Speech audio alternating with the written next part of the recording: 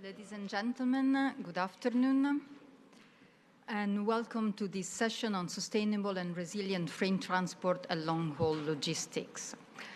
My name is Paola Chiarini. I come from the European Commission, DG Mobility and Transport, the Innovation Research Unit, where I'm in charge, among other things, of logistics research. And today I'm going to co-moderate these sessions with Isabelle Schnell, that will provide from the Volvo group and that will provide the technical moderation. In this session, we are going to have 5 presentations from 5 projects, divided, let's say, in 3 little blocks, and then followed by a question and answer session. You should be used to the session structure by now. But before diving into the presentation, I would like to give you a very brief 2-minute context of these projects. As you know, the freight transport and logistics sector is facing growing challenges. There is increasing demand for transport, environmental pressures, supply chain disruptions, and also the need for increased efficiency while reducing emissions. And these projects were funded under the call that was published in 2022, but the challenges they are dealing with are still very valid in our policy priorities today. First of all, we will see the TRACE project. We changed a little bit the order. The TRACE project that really tackles integrating logistic networks for better use of resources. And the future of logistics, we consider the future of logistics really lies in connectivities and collaboration. So, which means integrating different transport modes and integrating the work of different transport operators to optimize the freight movement. And the EU is promoting collaborative activities, collaborative digital platforms, and at the same time, other activities, other initiatives, like, for instance, the physical internet, to maximize the efficiency and the sustainability at the same time. We will have then a second group of projects that is the SETO, a KEYSTONE project that will focus on smart enforcement for more efficient and compliant operation. And the idea here is really to provide digital tools and automating compliance check to transform enforcement, so reduce the administrative burdens on operators. And the EU is investing, indeed, in digital freight transport information.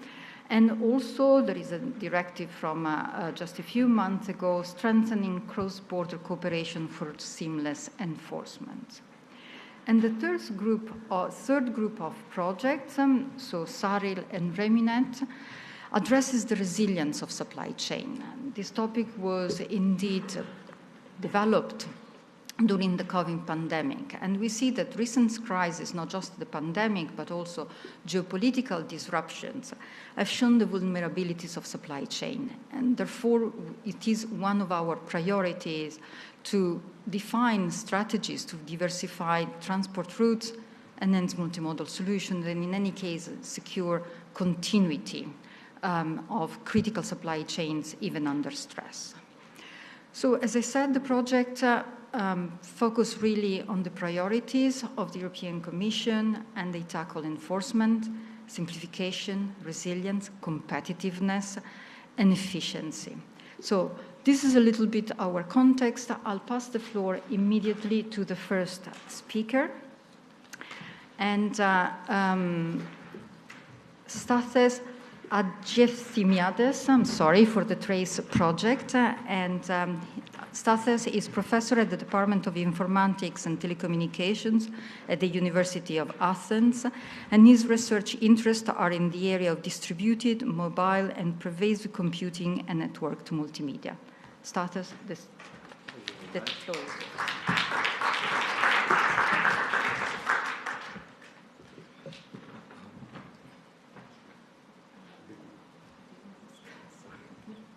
Okay, thank you very much for the introduction. Before proceeding with the presentation, I have to say that the technical coordinator of our project TRACE is also present in the room with me, Kostas Kolombachos. also professor in the University of Thessaly. Yeah, the surname is Hadjethimiadis. It's kind of difficult, but the acronym of the project is pretty easy to remember, TRACE. So a very brief overview of the project. TRACE is a 3-year project with the community subvention that scales up to 7.8 million euros, coordinated by the University of Athens, or the extended name, which is National Kapodistria University of Athens. The consortium counts like 28 partners coming from 11 countries, quite expertise which is quite complementary. This is an innovation action. Okay, again, the synthesis of the consortium is quite diverse, which is much needed in such kind of project. We have 7 SMEs on board, a number of research institutes and universities that contribute in the technology domain and the development of the required platforms. Logistic operators are also essential to this project, and one policymaker. Again, there is a wide diversity of countries that these partners are coming from, Greece, Luxembourg, and numerous other countries. So these partners have experienced quite different challenges, and thus they can contribute their knowledge towards the objectives of the project. The partners, again, their logos, quite a large set of partners, as we said. I'm going to repeat what has been voiced previously about the requirements in the domain. I'm trying to. This is kind of difficult for me to distinguish the letters.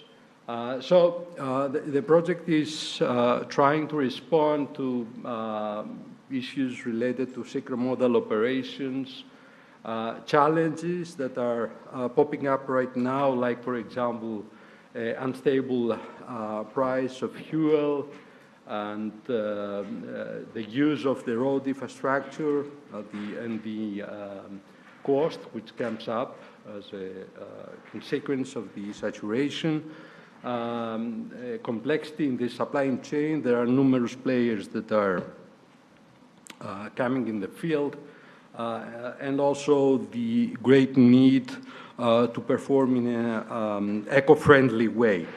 There are also challenges that we are trying to confront, like, for example, the shared logistics, how efficient we can manage this adventure. Building trust between the stakeholders, this is one major, this is a single major issue that we need to somehow confront. The harnessing the complexity in shared logistics, monitoring and forecasting in terms of operations, and also the ICT connectivity behind all these. Barriers that, again, we are trying to address through the project, issues related to operational readiness, organizational and issues, coordination between partners, the efficiency issues that we mentioned previously, business models. There's always the question who is running the show, who is controlling the platform, etc., and also required interventions into the legal framework. Now, TRACE came as an answer to all these questions, more or less. It's a 3-year project which implements an integrated platform where the stakeholders, the freight forwarders, the logistic companies, etc., can collaborate in order to be able to respond to the problem of shared logistics, and thus manage a quite good score in terms of cost, emissions, time and fuel requirements, etc. So a very basic ingredient into this trace platform is the interoperability that needs to be somehow achieved between the different logistics players. Information is flowing to and from these stakeholders and is blended and fused in order to be able to respond to their particular problems, the problems that we mentioned previously. So this is a visualization of the intended achievements of trace. You can see, for example, that trace responds to the last problems related to the last mile delivery, but also the long-haul logistics, where different types of carriers are somehow engaged in order not only to achieve shared logistics, but also be able to respond to unforeseen events and thus implementing the synchro-modal logistic vision. Behind that, behind the scenes, we have a quite extensive IT infrastructure. I think that this is as expected. A cloud-based infrastructure where many different components are working together in order to support the trace vision. I would pick a few of these acronyms that are of these names that are on the cloud, shown on the cloud on top. Like, for example, resource management, traceability, where we are trying to leverage on the blockchain technology, real-time information management, and visualization, where we bring in all tools with AR. So trace integrates, harmonizes, orchestrates independent logistics operations. Heterogeneous players are coming into the same platform, feeding information in order, again, to be able to manage, glue together all the different pieces and manage this quite complex vision. So we have an intelligent platform which is combining information from different sources, different types of information, and this is sort of neutralized, where interoperability plays an important role and fed into a single system where all these combination or combined optimization is going to take place. In order to be able to support synchro-modal operations, we leverage on machine learning and AI in order to be responsive, in order to have quick solutions to problems, unforeseen problems that are popping up. For sure, this IT infrastructure is quite extensive, complex. One important ingredient of the project is the fact that we aim to implement 3 major demonstrators in 3 different countries, member states, in real traffic conditions with real operators, and also different challenges that we're trying to respond to.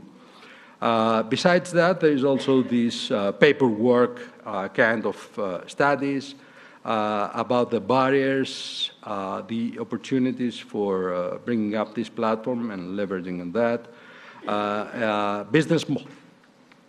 business models that are required in order to be able to sustain this particular platform in the long run, but also requirement for possible intervention into the legal frameworks and regulations, and of course market this platform.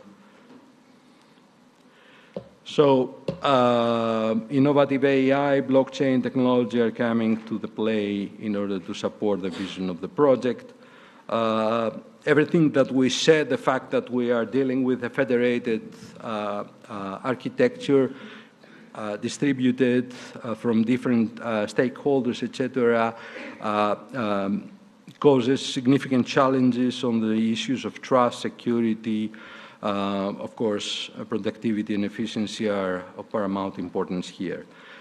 Besides that, we have a quite extensive set of KPIs, like, for example, the savings fuel cost savings, environmental pollution savings, carbon footprint reduction, etc., that we would like to achieve through the planned demonstrators. This is more complex than the previous slides. Shows the layered architecture. Okay, yeah, be over. The layered architecture behind the scenes. Many different components. We have tried to present the layers according to the particular functionality that they offer.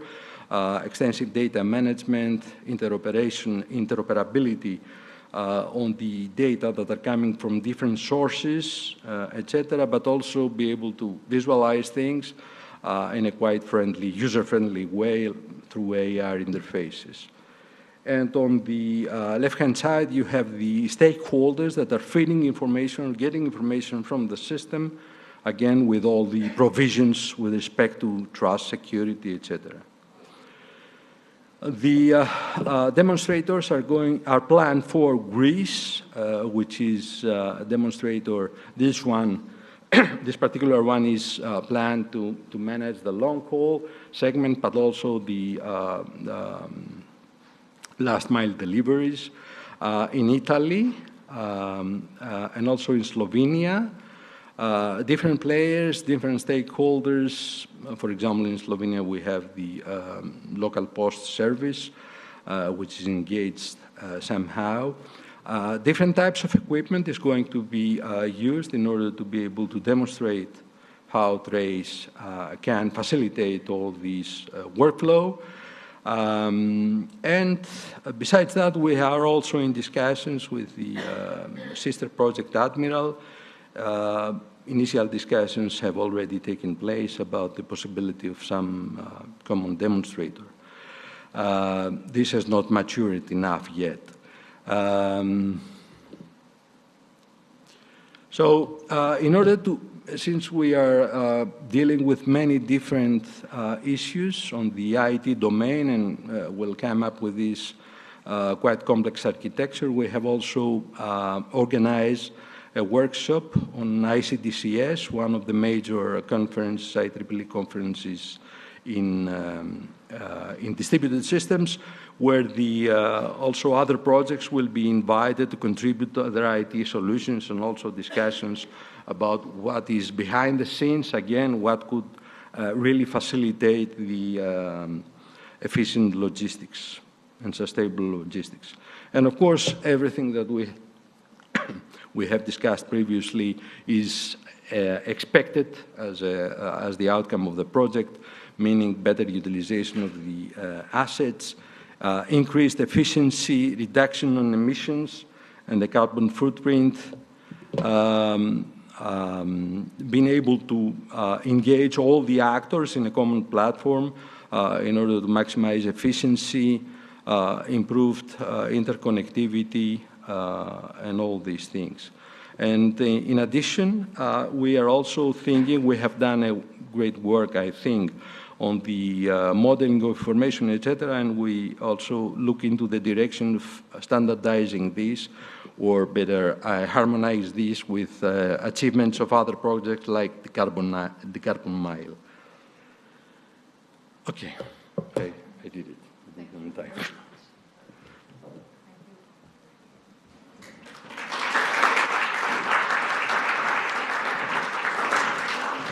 Thank you.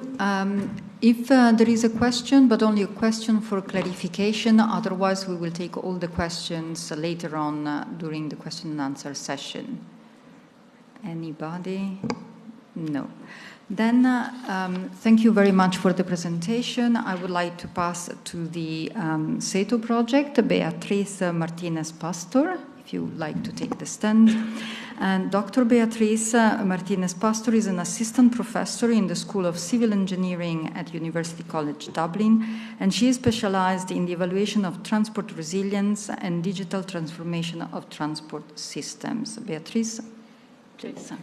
Thanks, Paola. Well, thank you, everyone. So, as Paola said, my name is Beatriz Martinez-Pastor. I'm coming from University College Dublin in Ireland, and I'm also the coordinator of the SETO project. So the SETO project is about smart enforcement of transport operations. So this is a research and innovation action project. It's a 3-year project, so we started working on this project in June 2023, and we will finish in May 2026, so we are right now at the midterm of the project. And as you can see here, we have put what I think that is a very strong consortium together for the objectives that we have. So we have partners from 7 different countries in Europe. You can see that there is a strong number of partners in France and in Belgium, and the reason for this is because 2 of our case studies are in these 2 countries. And you can see that we cover all the different actors that we need to do the enforcement of transport. So we have large industries like ZF, so they have a huge fleet of trucks. So we have operators of infrastructures like Atlantis. We also have SPW in Wallonia. We have universities, research institutes. We have small SMEs. So we managed to put together all the actors that we needed to make sure that we can do something out of this project, and then it can be used by the operators. So let's go now and check what is this project about. So if some of you, I hope that at least some of you are working on the enforcement area, you know that this is still very slow, like labor intensive, and really not efficient.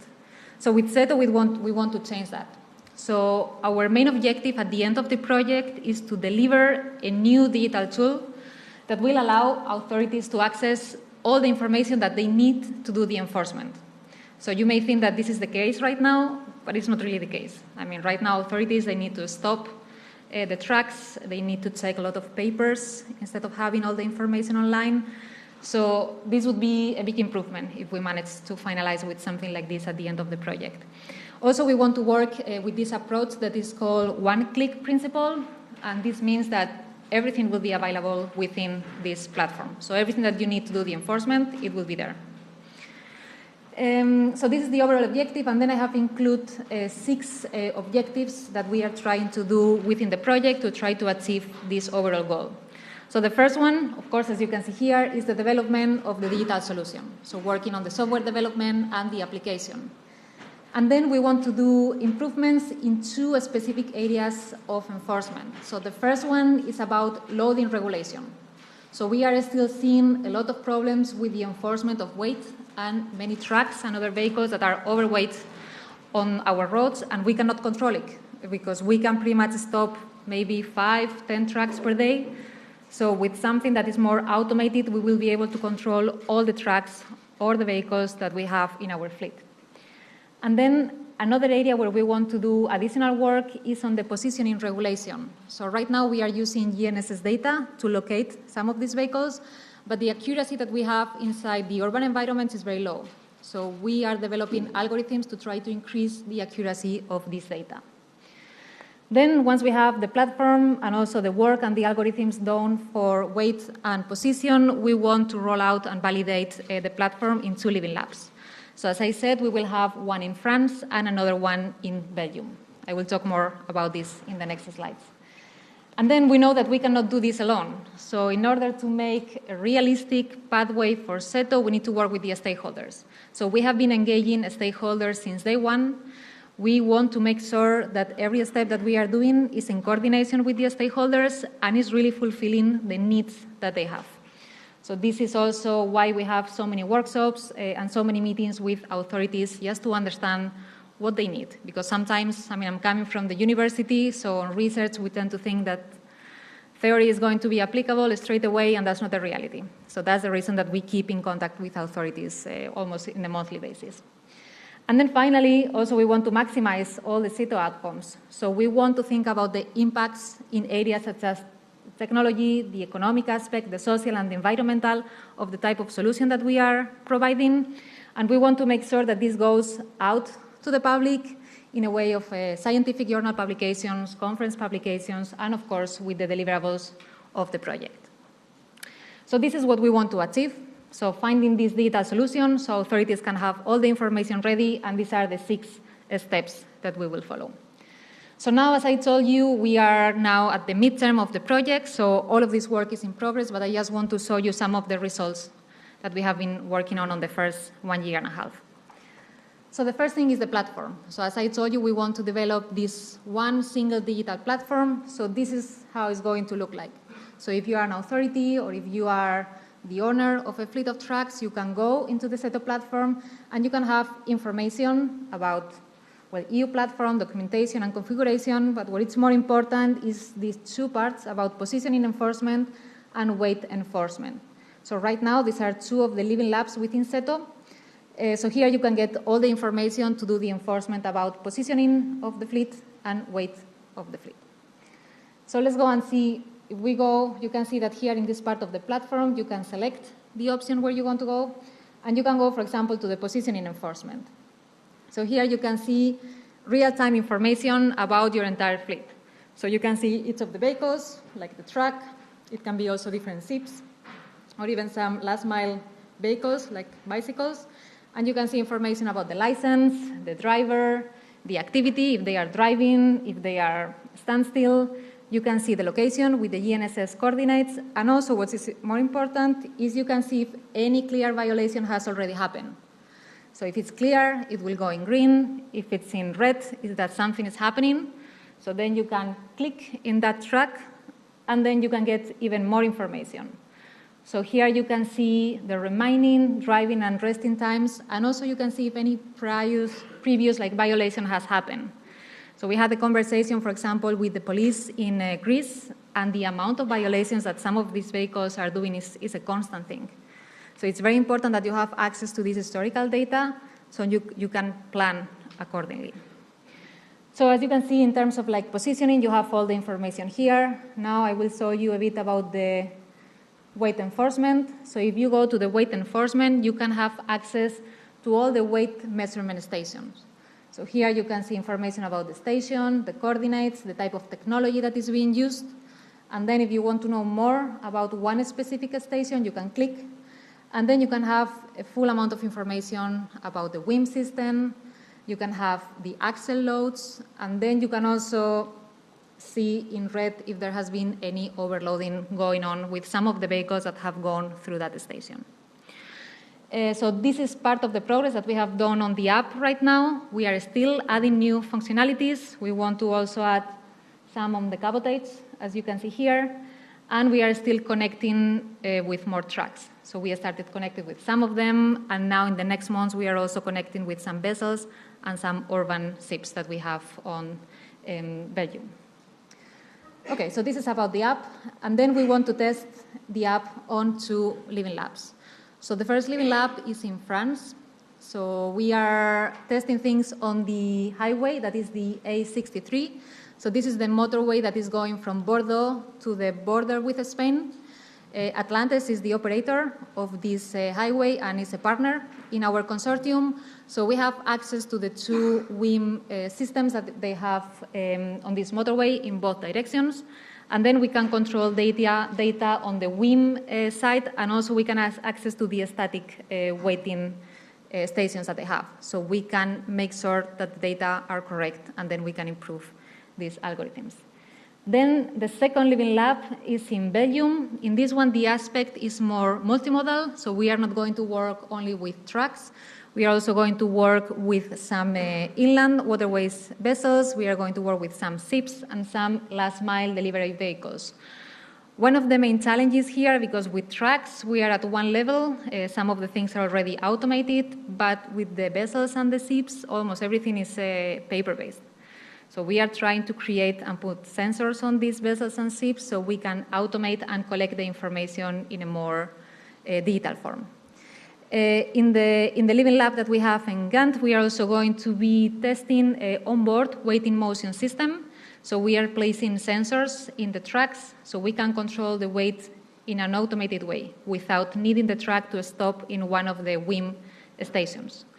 The reality about this is that the accuracy of this data is still not good enough to do the enforcement, but we are developing new algorithms to increase the accuracy so it can be included in the enforcement.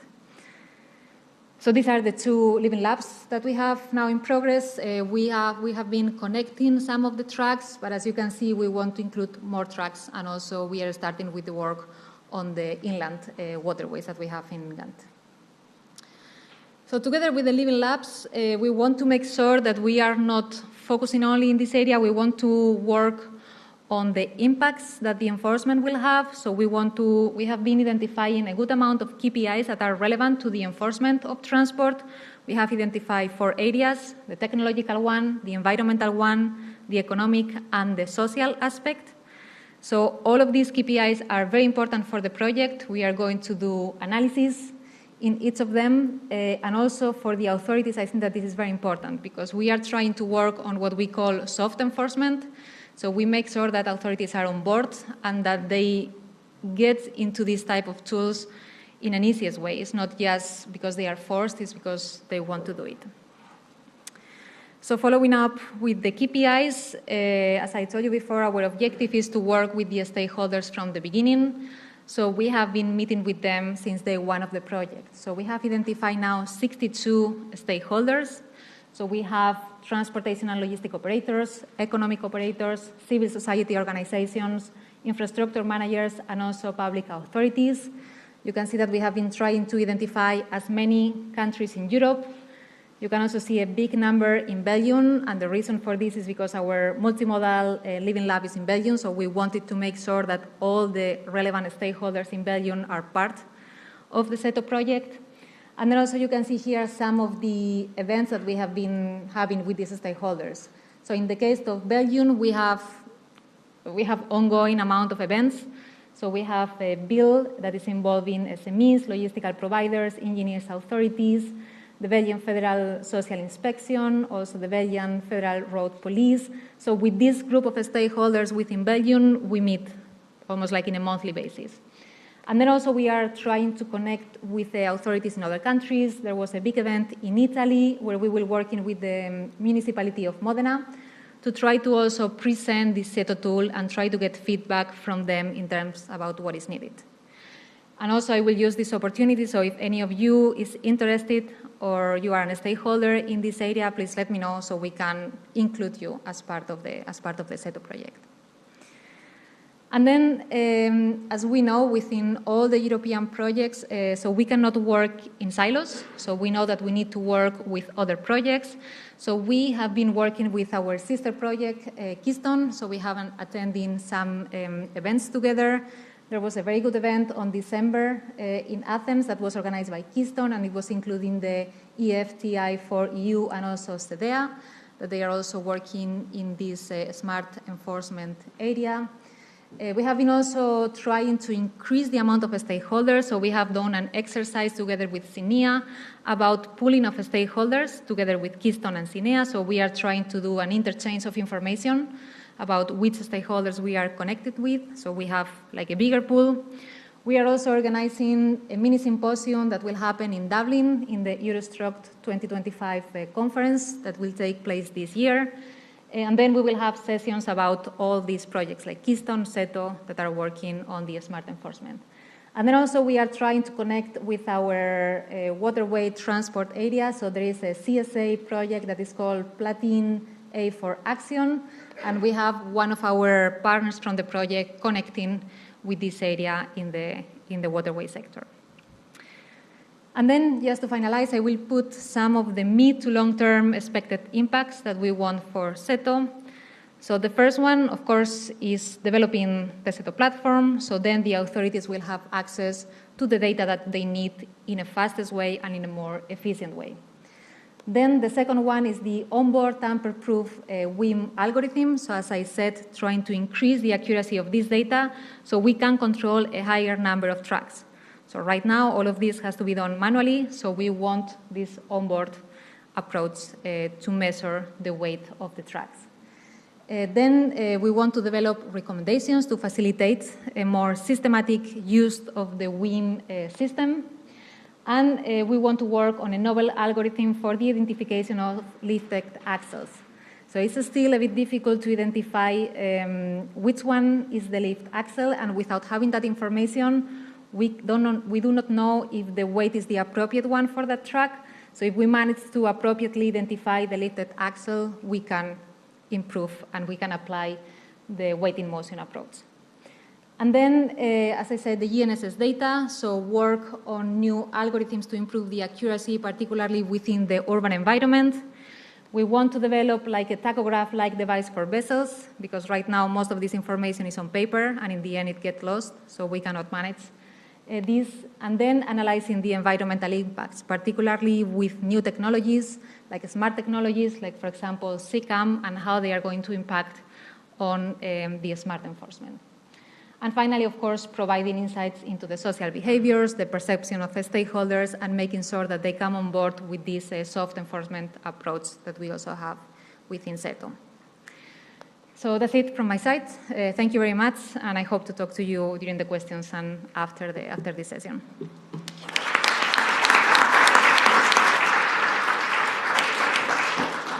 Thank you, Beatriz. We will keep the questions for after the next presentation from the same from the same group of project. So I would like to invite to the floor Mauro Dell'Amico for the Keystone project. Mauro is full professor of operations research at the University of Modena in Reggio Emilia, and with over 30 years of academic experience in combinational optimization, operation research, and their applications in mobility, logistics, transport, and supply chain management. Mauro, please, the floor is yours. Thank you, Paola, for the nice introduction. Good afternoon to everyone. I will tell you something about our running project, Keystone. So, as was already remembered, this project was applied to the call in 2022 and started in June of 2023. This is a RIA, a Research Innovation Action. We have a budget of about 3.5 million. And we have a consortium of 14 partners from 6 countries, where 2 of the partners are from the United Kingdom and are funded by the local government. We have research institutions inside, we have ICT companies, we have associations, and we have 2 logistic operators that are the core of our pilots. So what is about Keystone? Here you can see the main objectives of the project, but in general what we want to do is to improve the efficiency, the safety and security of the logistic process by digitalizing some process and enhancing the exchange of digital documents. The focus of our activity has been already said, is on the enforcement activity and on the compliance check. The project is strongly based on previous research done in other European-funded projects where several of our partners were present, and in particular on Phoenix, on Federated, and on the works that are done in the DTLF group. So these are the basis of our. Sorry? No. I'm reading. I say something on this slide. I have not this statement in a slide. Sorry. There is a slide that I not here. Thank you, Paola. So yes, this is the basis of our activity. So we didn't start from scratch, but we started from the experience that we have done in the previous project. Here you see the activity that we are done. We consolidated the technology, then we have developed our vision. Most of this is based on the standardization approach, on an API framework that is one of our main results. all of this technical, the theoretical part has been done, and now we are in the development phase where we are implementing the solution, and then we will test them in the pilots, and will obtain recommendations from the for the next activity for the public authorities, for the European community, and so on. The main achievement of the projects are in these three blocks. The first one is the development of an API reference model and standard. We have seen in other previous activities and also in some running projects that there are similar techniques to connect the operators, but everyone design its own method, its own API. One of the results that we want to bring with our project is to have a reference model for the implementation of the APIs that are used to exchange the data.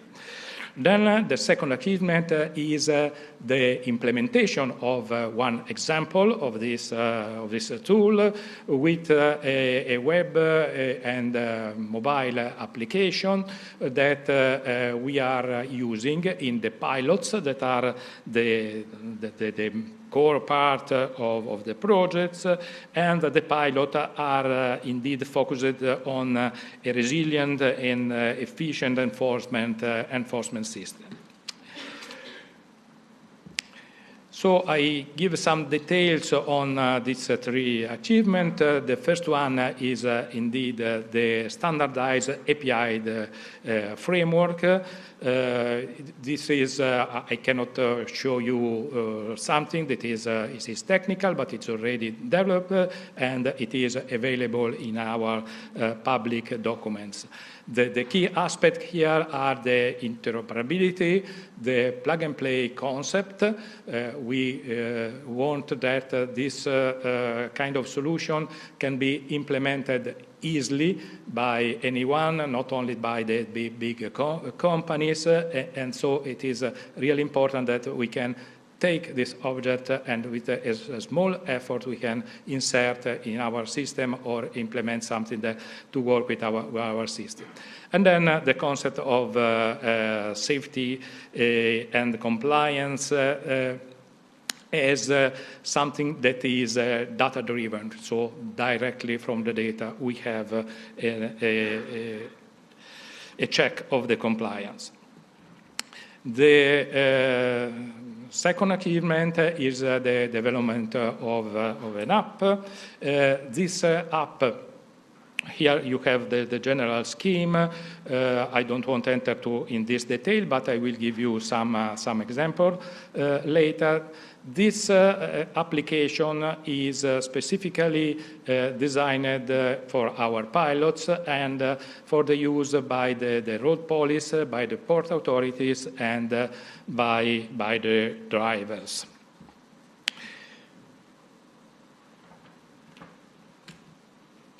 Okay. Well, I am checking the difference between my slide here and my slide there, so I have two slides. Okay, two different kind of slides. Sorry, I just want to see if no, it's not there. So this is the short version. I stay here to present what are our two pilots. Then I will try to give you some information on the application without the slide. The two pilots are based on our two logistics companies that are Gruber Logistics and SIM, that is an inland terminal in Novara near Milano, near Malpensa Airport. In the first pilot, we manage the informations of the trucks that start in some place in Italy, the trucks by Gruppo Logistics, that start in some place in Italy, then go along the road and arrive at the port of La Spezia, that is in Tuscany. And then the goods are loaded on the ships to go in some country outside Europe. So the focus of our pilot is on the check and the connection with the port authorities. With this application, we have, in this application, we have a screen where the port authority can have information regarding the trucks that are arriving in the port, and has also information regarding the traffic around the port and at the gate of the port. So the application can give alerts where there are some possible situation like long queue, long waiting, and the operator, the port authority, is able, using the application, to give back messages to the driver and informing them of what is happening. On the other side, on its smartphone, the driver has an application where he can see the mission, what he has to load and where he has to go, the road, and the alert message in a bidirectional way. So he receives the messages that the port authority can send and can give information regarding the status of his transport. The second pilot is focused on the Centro Intermodale in Milan, in Novara.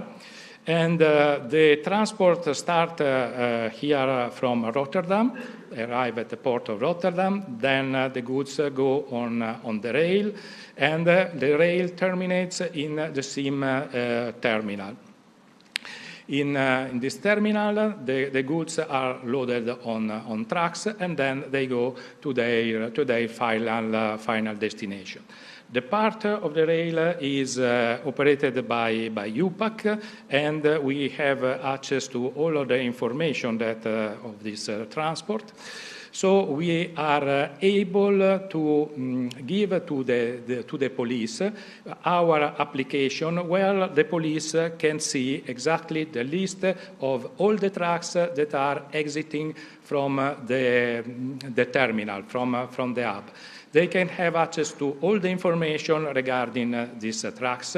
So, for example, if they contain dangerous goods or there are some specific, they must put specific attention. The police can look at the app and can select what transport they want to check physically. So they have the digital information and they select the transport that they suppose to be more important and decide to have a physical check on these specific trucks. When they stop a truck, in the application, they can see directly all the related data. For example, the driver license, if it is valid or not, the insurance, if it's valid or not, the transport documents, and so on.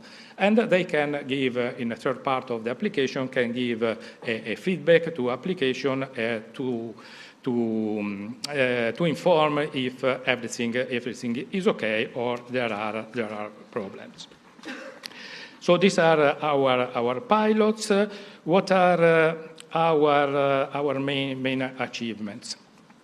So regarding the cross-project cooperation and stakeholder engagement, Beatrice also said that there is a strong exchange of information and collaboration with SETO. She already told that we had this workshop in Athens, organized by us with EFTI4U and SETO. We have also a continuous exchange of information with the TLF group. We have, up to now, we are in the middle of the project, so not all the work has been done. We have discussed our approach with almost 30 stakeholders outside the partnership, and in particular with the enforcement authorities. We have done five workshops, and we used also a co-creation phase to develop the app with the partners of the project. But we evaluate the interface and the usage of the application with external stakeholder and external experts. So what are the long-term expected outcome? More or less is what I have already said. We are trying to push for a resilient and efficient enforcement system. We want to have in the future, we hope to have in the future, a compliance by design, a compliance by default, where we want with our work to facilitate the logistic operator that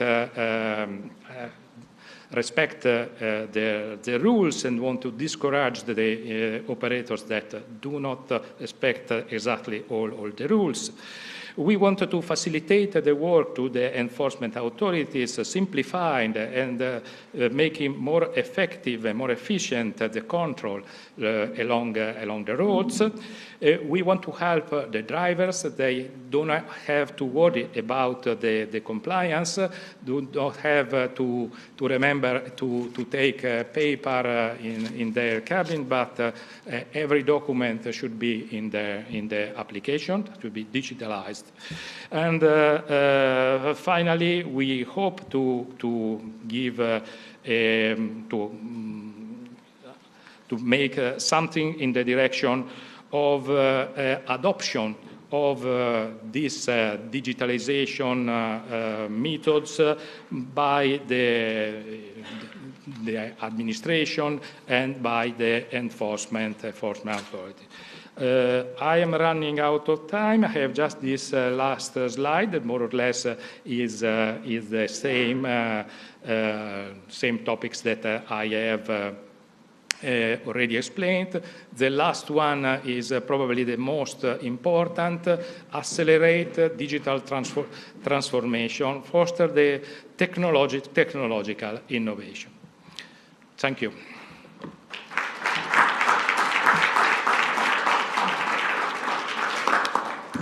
Thank you, Mauro. And thanks to all the speakers so far, really, to sticking to the time, very time-abiding speakers. We would like to take just a few minutes now, after this block of 3 projects, to take a couple of questions, both for clarifications or, questions out of your curiosity. Anybody would have a question?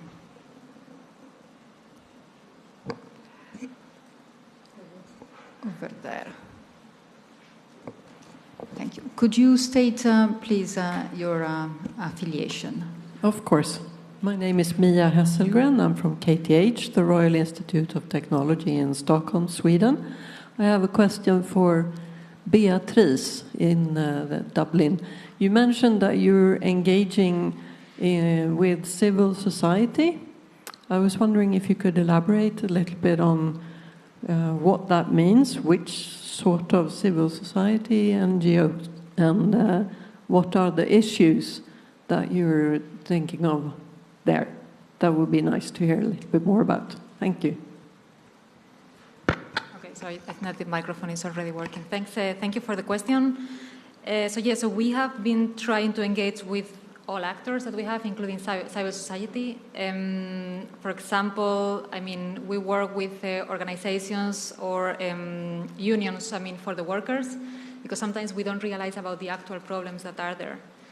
Sometimes we think that for them it will be easier to have a phone or to have a computer just to pass some of the data, but we want to be, I mean, not only with the stakeholders, but also, you know, workers' unions, with the police, with any actor that has a say on these steps, because we find problems that we were sometimes not even thinking about.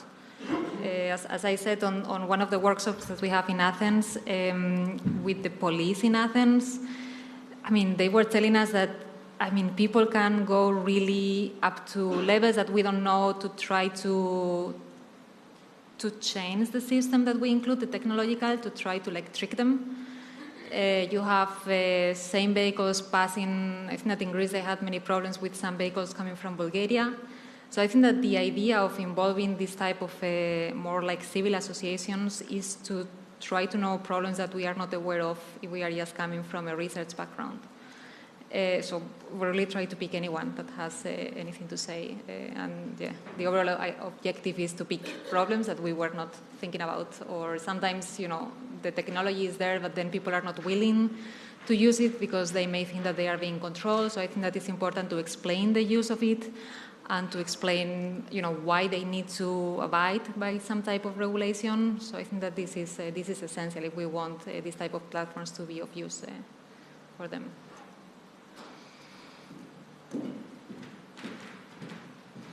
Thank you. Any other questions?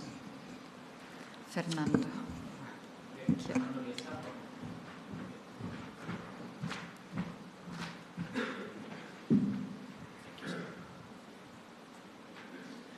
Thank you. First of all, congratulations to all the speakers. Very interesting presentations. I have a couple of questions, but I will take one at the moment.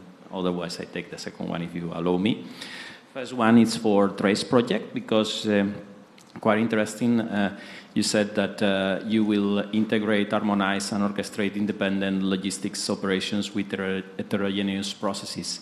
I'm very interested in understanding what is the approach that a Trace project is going to follow really to achieve that. So if you could illustrate a little bit more, that would be very helpful. Even now with the current synthesis of the consortium, we have different freight forwarders, the Hellenic train operator, etc. So these stakeholders, these players are coming with very different processes, etc., very different back office and loading procedures, for example, are quite different. So it's up to the platform to receive this information, as I said, neutralize, manage all these interoperability issues, etc., combine things, and then deliver the outcome, you know, the consolidated plan for logistics, etc. In order to achieve these, whenever a new player comes into the platform, we have to establish a sort of connector in order to manage this exchange of information bidirectionally and manage to absorb crucial information into the system, but also offload, as we said, the plans and all warnings, notifications, etc. So this is coming per case. Whenever you have a particular player, then you need somehow to manage this interaction. Later I will ask for the use cases, but that's a very long question for now, I think. Thank you. A third question before we restart with the presentation. Yes, thank you. Friedel Körfer from the MAN Truck and Bus in Munich. To the SETO project, you mentioned the Vim onboard algorithm thing. Are you in contact with some OEMs for this topic? Because I think there are a lot of algorithms and sensor data which could be used, which already exist in the trucks. Okay. Well, I mean, so right now what we are doing, so we have installed the first accelerometers in some of the trucks. So we are working with Transix, and then we managed to include one accelerometer there. We are still testing the algorithm, so we are trying to increase the accuracy. But if you know about any other sensor or system that it's right there. I mean, it will be good to have the information. I mean, right now what we have seen is that we are trying to increase the accuracy, but we don't know if it's going to be possible to increase it to more than 99%. That is what is needed for enforcement. We have seen the problem with the lift of the axles is one of the issues because we need to control that at a high level of accuracy to be able to control the weight. But anyway, happy to chat if there is anything that we are missing there. Thank you very much for the question. I suggest we restart with the presentation for the last block of 2 projects for SARIL and ReMuNet. So I would like to invite to the floor Dr. Corinna Köpke. So Corinna actually has a PhD in geophysics from the University of Lausanne in Switzerland. And currently she works at the Fraunhofer Institute for High-Speed Dynamics at Ernest Mach Institute. And she's currently the coordinator of the project SARIL and leading the group Socio-Technical System Analysis. Corinna, the floor is yours. You have 15 minutes. Thank you. Thank you very much for the kind introduction. I hope you have enough energy for 2 more presentations. So I'm happy to present to you the project SARIL, which is Sustainability and Resilience for Infrastructure and Logistics Networks. Can I see how that works? Okay. I will start with a general overview about what the project is and who's the consortium. So here you can see the consortium at 2 different occasions. One was quite close to the kickoff meeting, which was in June 23. Then we met again in Norway, in Oscarsborg, which was very nice. And now we just passed the midterm, and we are now in the second phase of the project, working towards the completion, which is going to be in May 26. So the consortium is composed of several companies. That is CSL, Gebrüder Weiss, RENA, IPO, and Cimosa, Rangel, and the Port of Vigo. Also covering our end users, supporting our work. Several universities, like, it's too small to read. It's the University of Vigo, Politecnico di Milan, and the University of Minho. And some research organizations, to mention SINTEF, Malo, ELPIT, and Fraunhofer. And finally, we also have ELIS, the European Technology Platform, in our consortium. Okay. So what do we aim for? So we developed in the consortium a vision so that we know towards are we actually working, what is our goal, and we realized that we need to define some terms before starting our actual work, which was basically resilience and sustainability. What does it mean in a multimodal logistics system? And our definition is that a system is resilient and sustainable if it uses minimal resources to withstand and to recover from disruptions. Just to have this up front. And then our aim is to improve decision-making in transport and logistics systems in the face of disruption and by combining resilience and sustainability. The final outcome that we are aiming for is to give recommendations for logistics operators, but also to authorities regarding disruption handling and green business models. Okay, so now I will present you some first results, given that it's just half of the project. Some things are still open here. So we already heard how important it is to exchange with the stakeholders for whom we are developing the solutions. So we are putting also a lot of focus on that. So we have a very intensive exchange with stakeholders within the project. So we are meeting on a very regular basis with our end users in the project. We started our project with a set of interviews, very intensive sessions to understand the business of our end users and their aims. We had some visits on end user site that you can see there. They also helped us to define a bit what is our stakeholder group. So for whom are we actually doing the work? Within the consortium, but also beyond. So the main findings in this matter was that one of our roles, or the roles that we are aiming to develop our solutions for, is the development and maintenance of transport infrastructure. Another role that we want to cover is the configuration of transport and logistics networks, so the strategic logistics management. And then the third role we want to address is the management and transport of logistics operations, so the execution. And with this knowledge, we went then outside of the project, and first thing that we did was a survey, so asking these stakeholder groups what their experience with disruptions in logistics networks is. We had some workshop sessions, and in this exchange with stakeholders outside of the project, we are also collaborating very closely with our sister project, ReMuNet. That's going to present in a bit. Okay, one of our main results so far is the green resilience methodology. It's what you can see on the top. It basically starts from very classical risk assessment. First thing is you have to understand your business and your system. You need to understand what the threats are and what the vulnerabilities of your system are. This is something that you cannot avoid doing.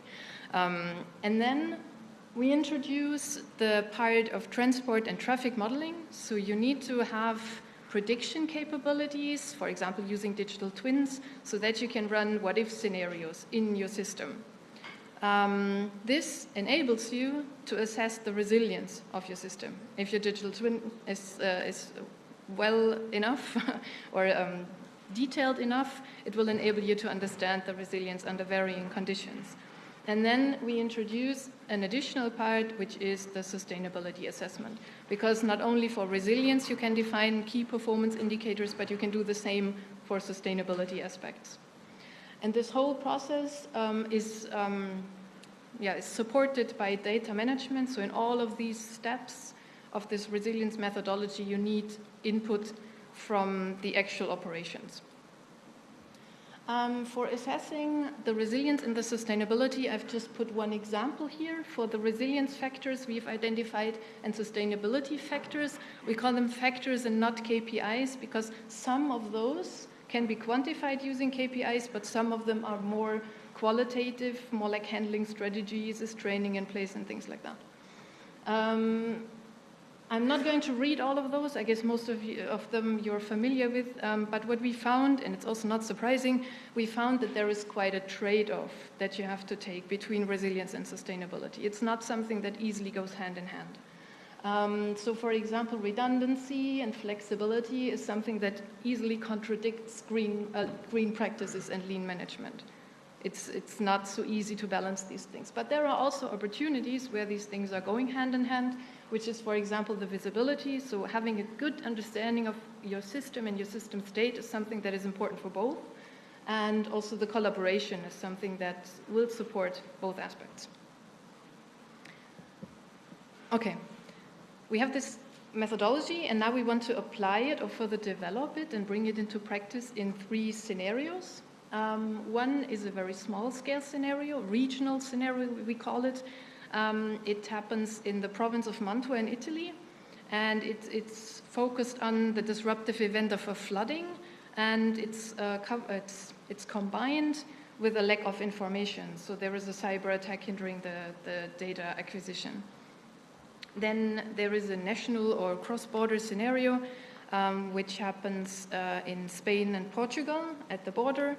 And it's focused on natural hazards and the early detection of natural hazard and how important it is to have satellite-based early warning information. And then finally, we have a European scenario, which is more large-scale. It's focusing on the new Silk Road and disruptions on this route. So like the pandemic that we've seen, and also now the disruptions due to the war. And we try to apply our solution to these different scales.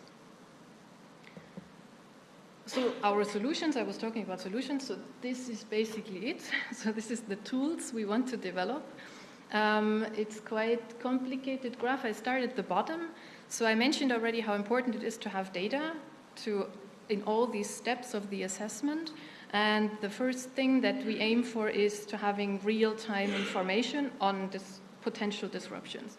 So for example, mentioning some, having information on road capacities in real time, having flooding or in general natural hazard information, either from sensors on the ground or from satellite, but also other disruptions. It's a bit vague, this term, I agree.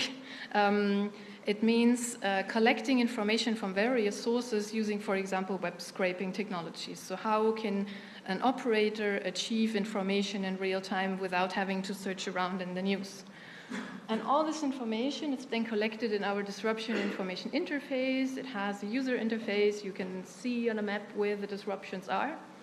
And then we have, as I already mentioned, the prediction capabilities that will use the information. That's kind of the third row here, the tools using the information, whether it's decision support based on scour monitoring.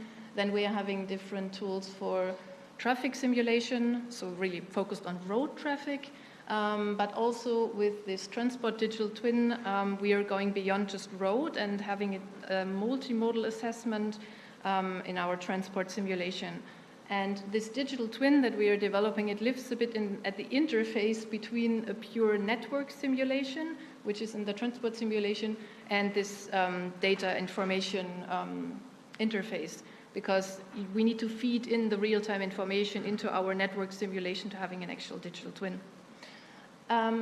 We also incorporate synchromodal aspects in our network simulation. We want to assess where are the benefits of synchromodal approaches, where can they be applied, and the same for more detailed route attributes. So there will be an estimate on route attributes, so like emissions, time, and energy consumption for different vehicle types on different roads.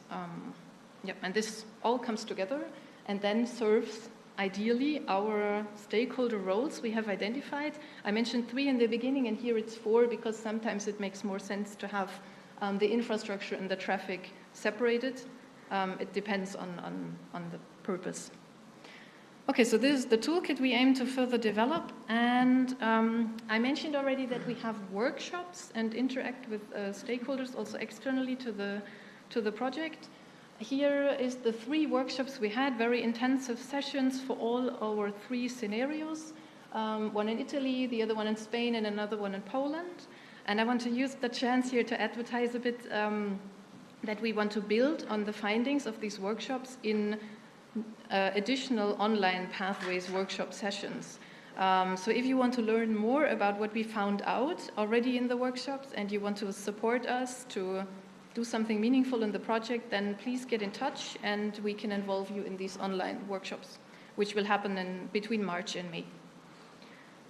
And with this, I'm coming to my last slides on the impact. So obviously, we want to contribute with our project to the digital and green transition of the EU. Some medium-term impacts to mention is we are working on future risk mitigation measures, so understanding what is there already, but what could we do beyond that. Then the green resilience definition, we hope that we can take it out to the world and that it will make some impact. The synchromodal approaches, we are just in the process of starting to introduce it in our simulations, and we hope that we can support also there. It's also important to understand the drawbacks of green solutions currently. So what regulatory measures need to be taken to make them more attractive. And then, yeah, for sure, mutual enrichment of daily work between the project partners is something that's kind of obvious. On the long-term impacts, we want to contribute to standards for green resilience, to identify vulnerabilities in systems via the green resilience methodology, one of our aims, and then holistic understanding of interrelated critical infrastructure, to not looking into the infrastructure in an isolated way. With this, I would like to sum up my presentation. So I told you something about our scenarios, about interviews, surveys, and workshops, how we are developing a toolkit, but then in the end, what we really want to have is recommendations. So we want to come up with some recommendations for business models, balancing cost-efficient, green, and resilient operations on one hand, but also for regulatory measures that make green solutions more attractive, and finally to achieve resilience by design, both regarding infrastructure and logistics operations. Okay, and with this, I would like to thank for your attention.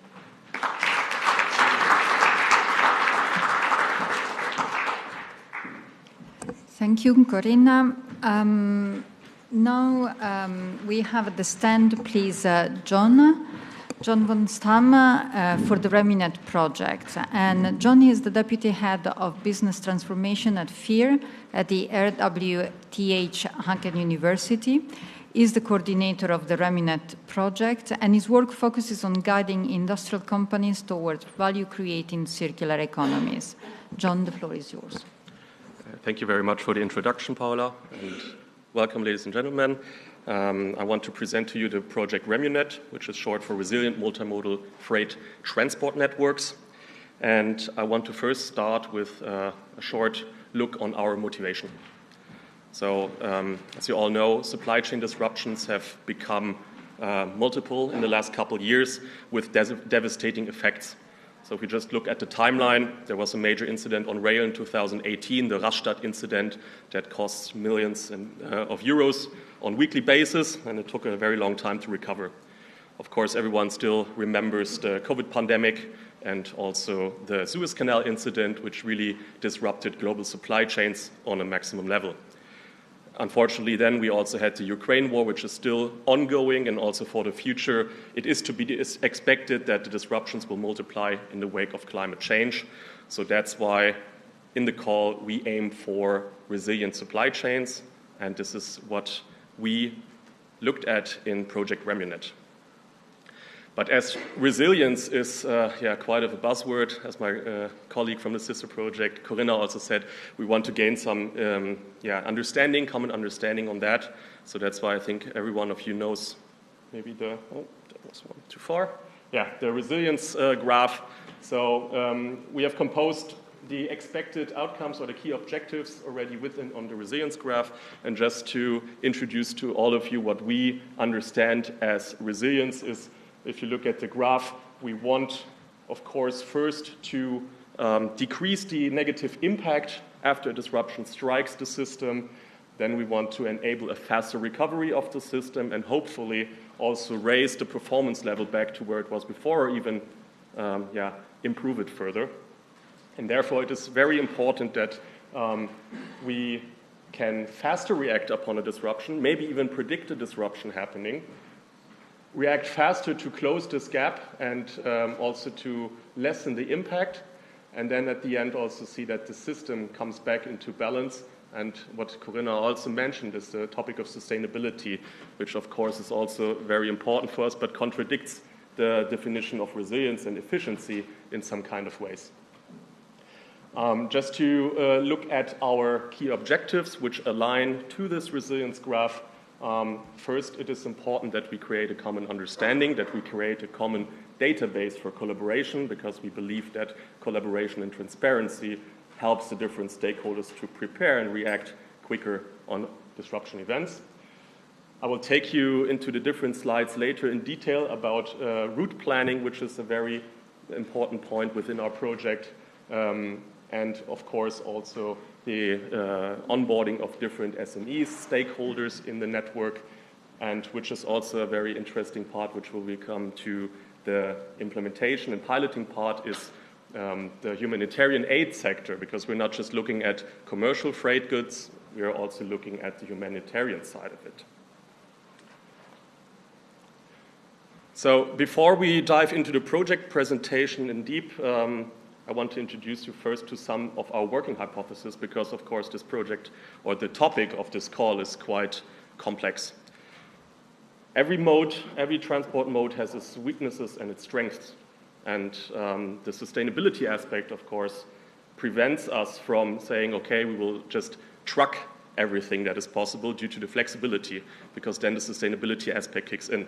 So our main motivation should be, if we look at long-haul transport, of course, to have a shift from the road towards climate-friendly transport options like rail or inland waterways. Of course, this comes with a lot of complications, but our aim should be that we are aware of the different challenges by switching modes, but we want, of course, to aim for more sustainability here while avoiding the negative aspects or also the weaknesses of each transport mode. Then, regarding physical infrastructure, this is nothing that we want to focus on in this project due to the short time. It is important there. Our hypothesis is that we can raise efficiency and raise adaptiveness towards disruptive events by focusing on the digital aspect and fostering collaboration in the sense also of the physical internet vision. And last but not least, what we also want to focus on is major disruptions. So we're not talking about that the train is delayed for a couple of hours. We're really talking about large-scale disruptions that also on the cost side impact the stakeholders massively and kind of force them to collaborate, because I will also come into that later. There is kind of some challenges if you bring in different stakeholders from rail, from combined transport, from road, and so on, if it comes to data sharing and collaboration. So without further ado, we focus on, in this multimodal project, on road, rail, and inland waterway transport. ReMuNet has a budget of 4 million, and at the moment we are at the half time, so I will present the results later on, but mostly we have a lot of conceptual results. We have developed also an algorithm, but now it's actually the point where it gets really interesting, because we are coming to our platform development and the application in the use cases. Just to give you a brief overlook, so what is ReMuNet? First, we want to understand disruptive events. Disruptive events can have different origins, so we're looking, for example, at heavy weather events, but we're looking also at geopolitical events, we're looking at accidents, for example, and so on. So it is important for us to understand where did this disruption come from and which impact do these disruptions have on supply chains and, of course, also on the physical transport infrastructure. What we then want to do is to identify alternative routes in the face of disruptions. So which kind of options do I have as a transport operator, as a logistics company, to circumvent these areas of crisis? And this is, as I said, not only on the road, but we want to use different modes of transport, because we believe not only in the sustainability aspect, but if we are able to spread the risk across different modes of transport, that we can create a more resilient system overall. And then, of course, it is important to bring together all these different stakeholders from the different modes of transport and facilitate a collaborative approach for data exchange, because only if we have transparency and work together, it is possible on the digital side, of course, on the communication side, to improve resilience and reactivity. So, and this is also what we focus on within this project, to use digital technologies to improve this communication collaboration efforts.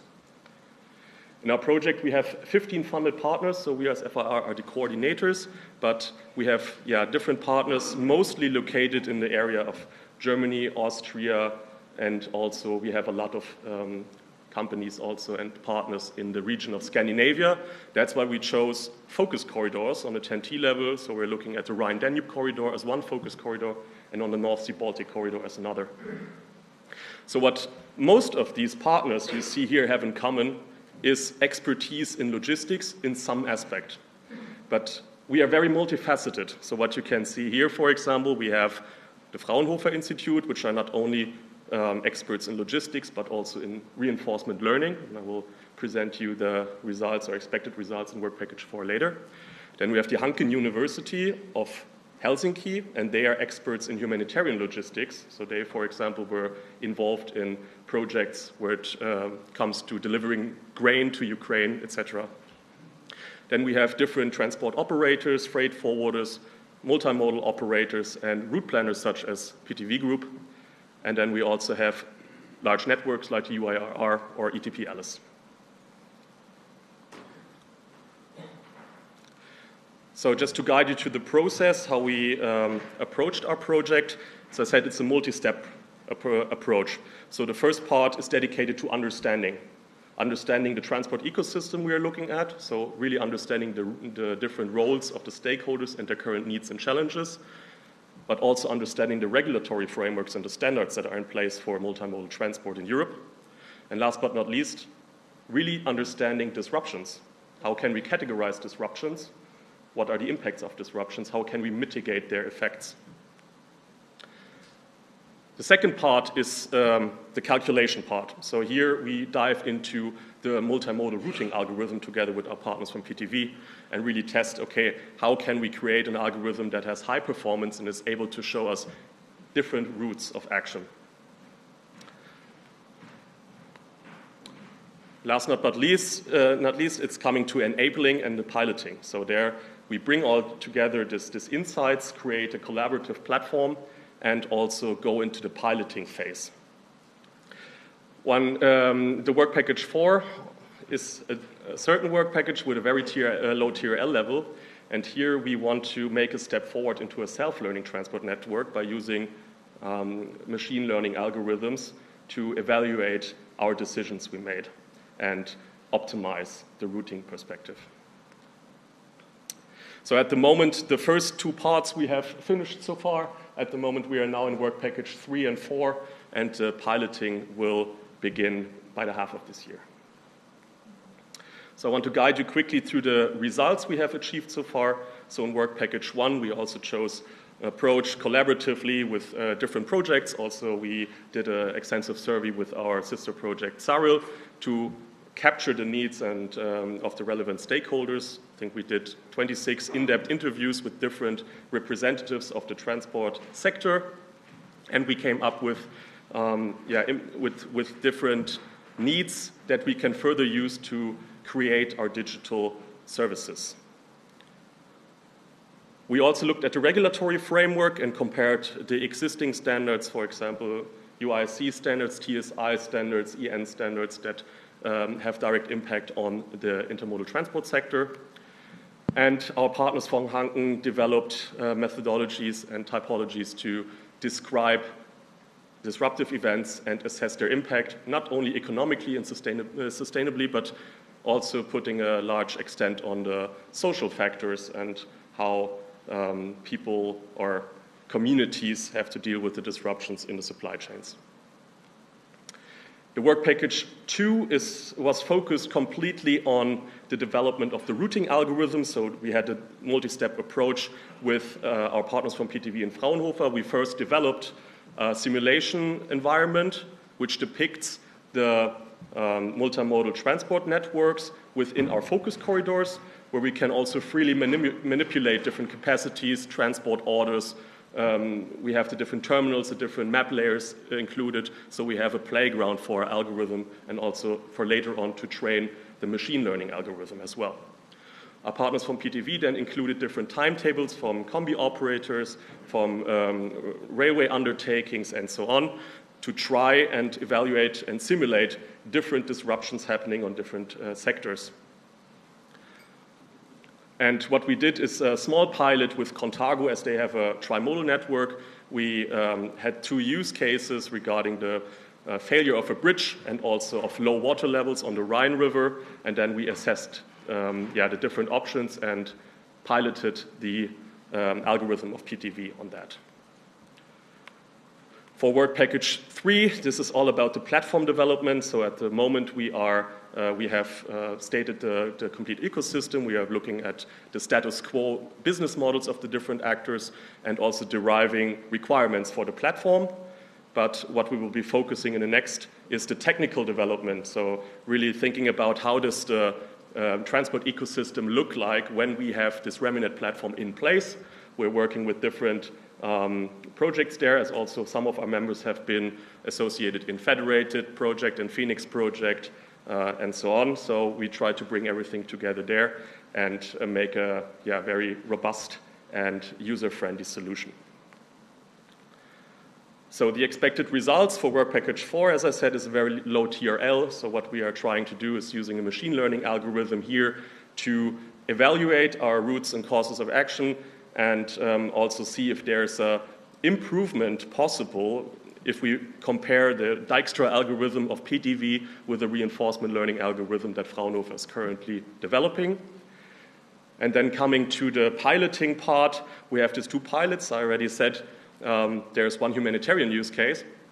So we're working with the Danish Red Cross, the logistics department of them, to understand if we can use this ReMuNet platform not only to circumvent crisis areas, but maybe also to reverse it and lead supply and relief goods into crisis areas. So this will be very interesting and very dependent also, of course, on the data that they have, but we will see that. And then we will also have a sustainable use case where we use the extensive e-truck fleet of Contargo and their barges to calculate the function if we want to minimize CO2 emissions which routes we can then take. We have established a lot of different synergies and publicized already on different conferences. You're also, of course, invited to follow us on social media, and you can also look at our introduction video, which maybe gives you a little bit more infos. And at the end, I want to conclude, from our perspective, not only where we will contribute with an impact, but also where we see further needs in research. So as I said, further connections of industry stakeholders is very relevant because we have faced different challenges if it comes to infrastructure operators or railway undertakings when it comes to data sharing. So this has to be improved, and we have been in a lot of workshops there. What also came up is improved standardization, for example, to integrate EN standards in the TSI frameworks more and connect databases of companies, because it will be very interesting in which way, if we follow the EDS strategy, if we can follow a data space approach there, what will lead to the higher willingness to incentive to share data. And then we also want to improve on data transmission and forecasting, and we lay some hopes on our machine learning algorithm there that we can not only react quicker, but also maybe predict disruptions in the future, and further optimize the supply chain with these algorithms. Thank you very much, and I'm looking forward to your questions.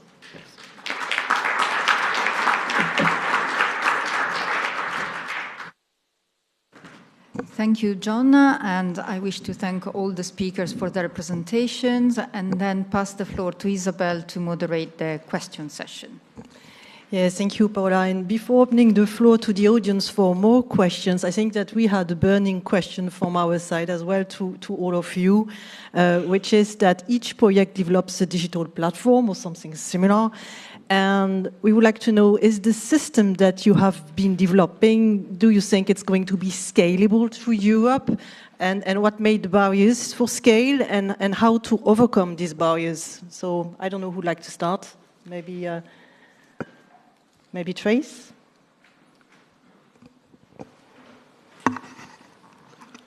So, scalability is one very important aspect in the kind of platform that we are developing. We have taken provisions in order to abstract information from the different sources, and as I said previously, to neutralize this information. So the problem which goes in our hands is relatively small and minimal.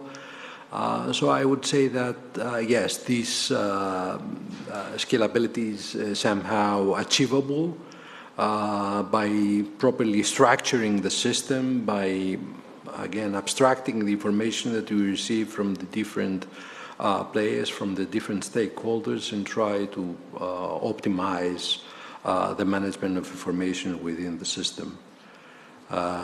For sure, such systems that require connection to different players, etc., have a significant complexity. But again, from the IT perspective, structuring them in a proper way, in a layered way, and also managing very efficiently all the communications and the data channels that bring information to and from these players would be a game changer. Thank you very much. Maybe SETO, a few words as well? Yeah, so from the SETO project, as you know, we are trying to build this one-click digital solution for all the data that are needed for the enforcement. And yes, scalability is something that it was part of the initial proposal. So we know that we need to build a platform that can be used first by different stakeholders, and then also we are building it by modules. So then if you want to use the SETO platform, you can just use the modules that will be adjusted depending on your profile, if you are an authority, if you are a stakeholder. So the idea is to facilitate as much as we can the scalability process with the SETO. Thank you.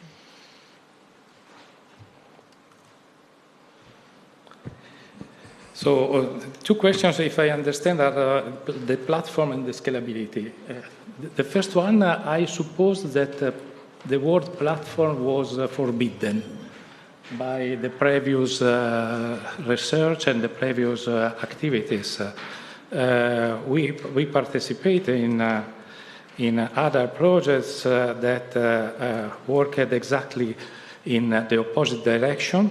That is, many platforms to optimize things have been proposed in the past, and well, they were on the table, but no one accepted to use them because they have to change their system, they have to adopt different tools and so on. So what we think that can work is the concept of federation of platform. That is a concept already established in Phoenix Federated and now in the initiative Phoenix 2.0, where each operator uses its own platform, its own system. And what we add is something that allows to exchange the data using some simple connector. So we have several advantages concerning the governance, the point of view. The data, the sovereignty of the data remains completely with the owner and so on. So this is what we think it is the right approach. It is what we are trying to do. About scalability, what we have done is to propose this standardized framework that is not a platform, is not an application, is just a concept, a practical concept that can be used directly. And this is something that we think that can simplify the future implementation and so have a fast scalability of the. So fully scalable. Thank you. Please. Okay. Yeah, from our perspective, scalability is something that is very important in the project because we are looking into these three scenarios on different scales. So naturally, we're looking into how we can adapt and transform the things from one scale to the other. The difficulties that we've seen here is that for a very focused regional scenario where it's about a bridge and scour monitoring and sensors in place and just on component level, the needs are very different to our very large-scale scenario where it's about strategic strategic planning and managing very large-scale disruptions. So it's very different needs. But I would say with our green resilience methodology, we were able to stitch a framework that is applicable in all these scales. And now we have to see how we can, in close collaboration with our end users, we have to see how we can adapt our methodology and implement it then on these different scales. Yeah. Very clear, thank you.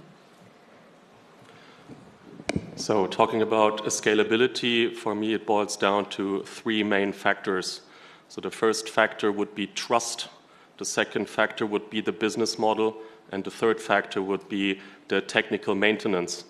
So I kind of agree what Mauro said about platforms. Everybody says there's a huge load of platforms. Why another platform?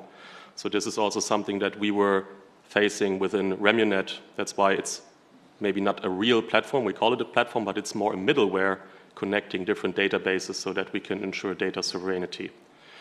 So this is something that leads directly to trust, because only if I can trust that only the data that I'm allowed to see can be seen by others, basically, can be provided to others without being maybe saved for a longer period of time, without having the risk of being leaked to other competitors, I can trust the system.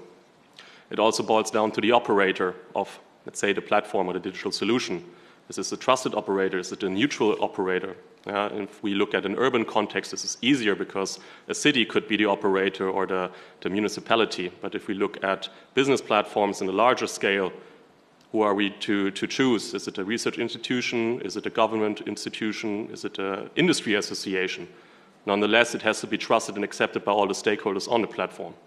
And this also comes to business models. Nobody will join a platform if there is no economical benefit for each and everyone. So we have to really think about how can we create collaborative business models And on the last part, if it comes to technical maintenance, the operator or somebody has to, of course, maintain the platform, that the information is always new and actual, and that also the technical feasibility is guaranteed. So this is something that we currently are tackling in the ReMuNet project as well. Very good. Thank you very much for your clear answers. And I know that there are some questions up there. So who would like to take the floor to ask more questions to our panelists? I think you had one. Yeah, over there I saw. Yeah.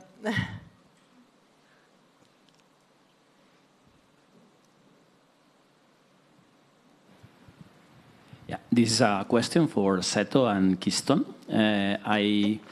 I'm curious to know if you came across to studies on how good or bad are on enforcement regulation on transportation, because the focus is on digital enforcement. But also hearing Beatrice, I wonder to what extent the transport operators really comply with the regulation, and if they are really complying. So then if the regulation is actually achieving what it's for, or it's there and only a few comply and others maybe not so much.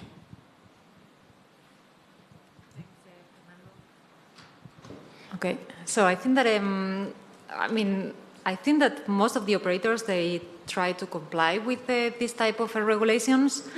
Some of the problems that we have seen, sometimes they are coming from the drivers.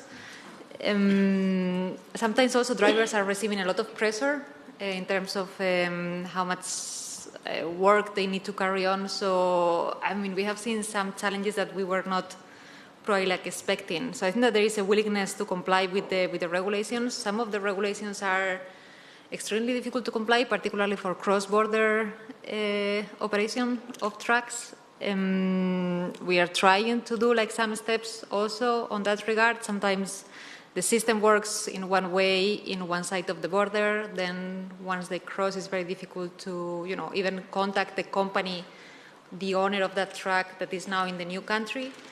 So we have been talking with some of the operators and the stakeholders, and I think that they really want to comply with the regulations. But sometimes there are issues that it's making things a bit difficult. There's a lot of paperwork, and then the cross-border approach. I don't know if in KEYSTONE you have seen similar problems.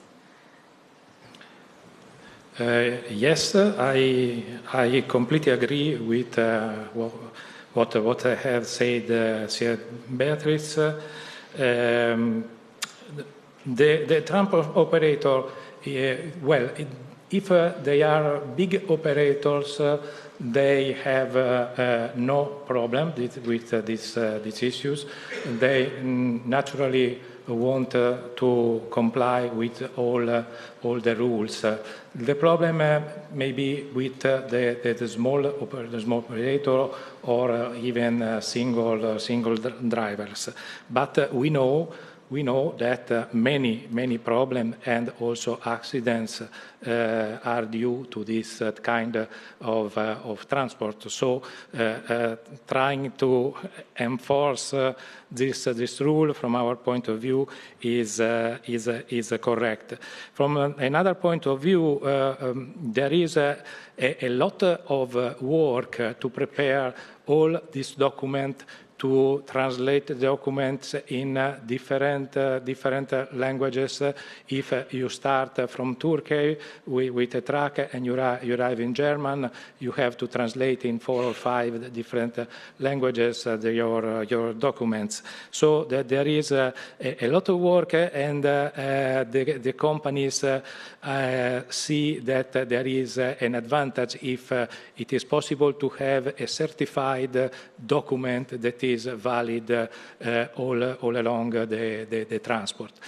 Clearly, this is a difficult topic. Is a matter of agreement between the different states, and also among the different authorities. In Italy, we have 4 different policies, and I'm not sure that they speak one with the other, or they fight one against the other.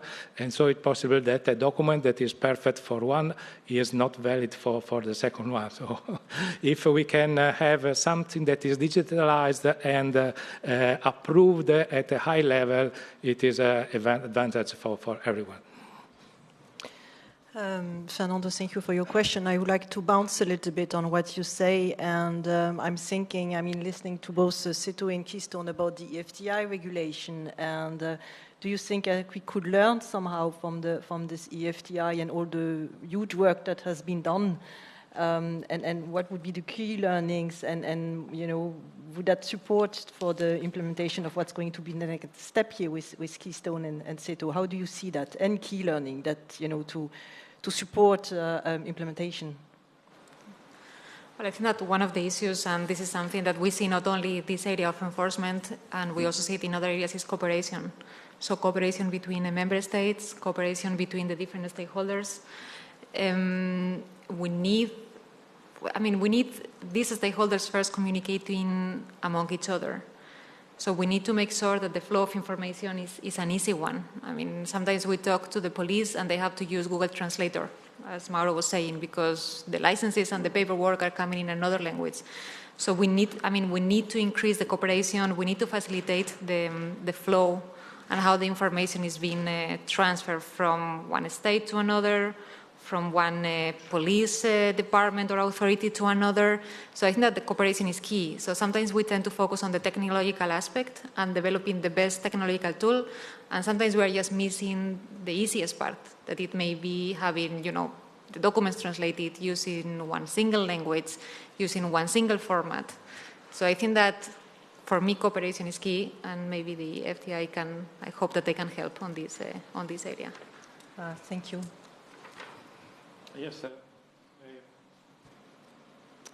There have been a lot of work on EFTI, so that the technical part is done, and there are also some specific direction. The member states should implement it in a couple of years.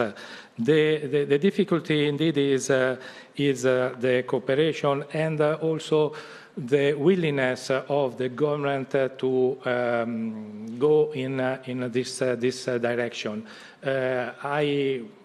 We know that when the EFTI will be mandatory, there will be maybe one state that will be ready to implement it.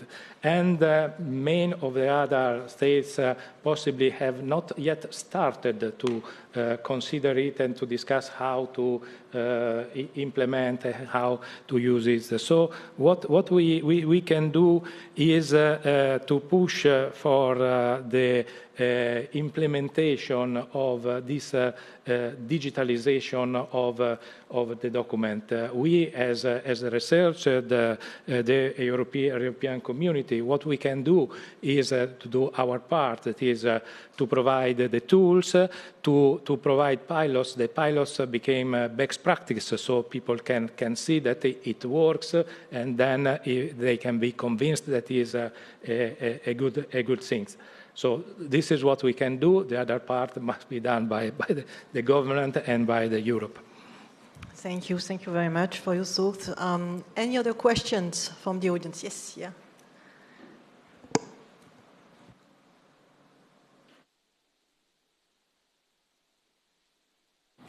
Hello, Victor Lajona from SANEX. We are the Center of Excellence for Low Emission Transport in the UK and the Netherlands. So my question is about emissions. How do you think optimizing freight reduces emissions? Has this been measured in any KPIs, in any of the projects? Is there like an order of magnitude, 5%, 10%, 20%, thanks to maybe multimodality in transport, or any other increased efficiency measures that are being taken in freight in this project or elsewhere? Thank you.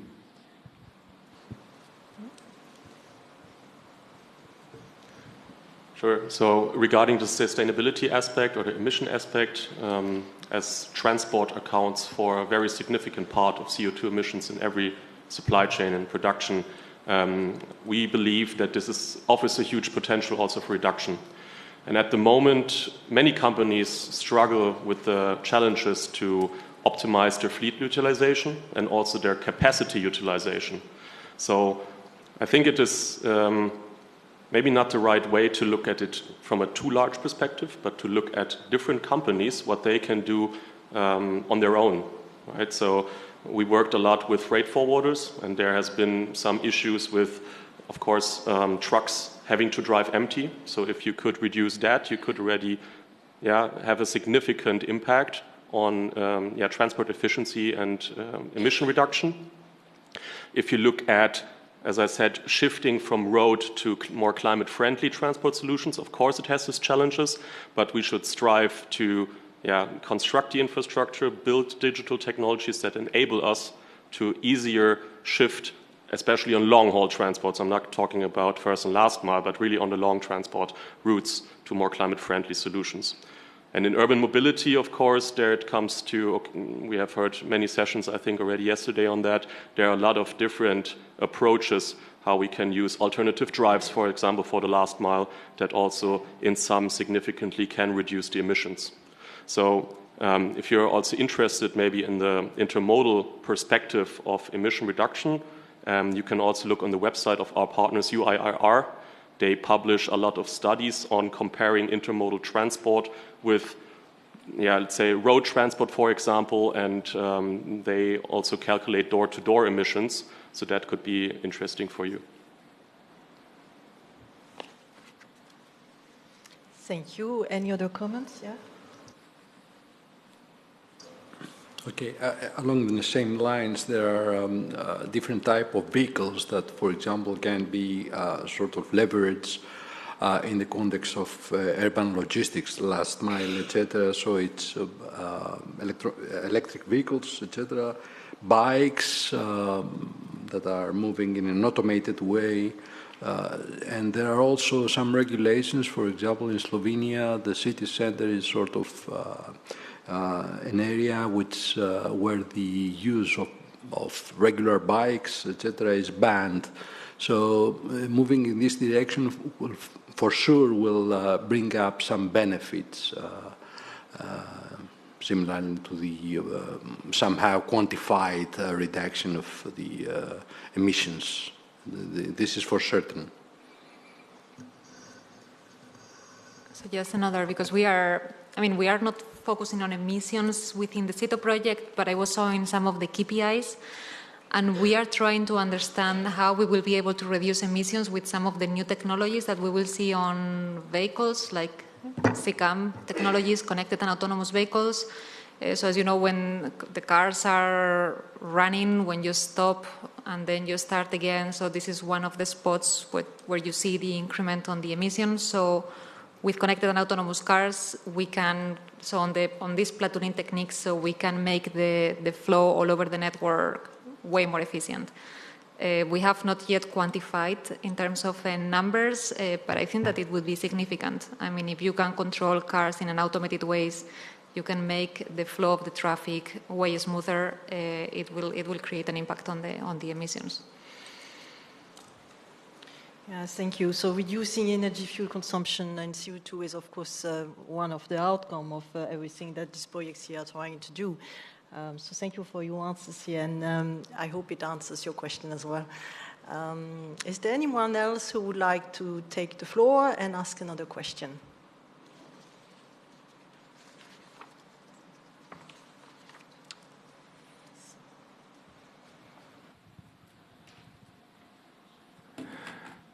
Yes, hello. Ilias Mariotis from the Joint Research Center.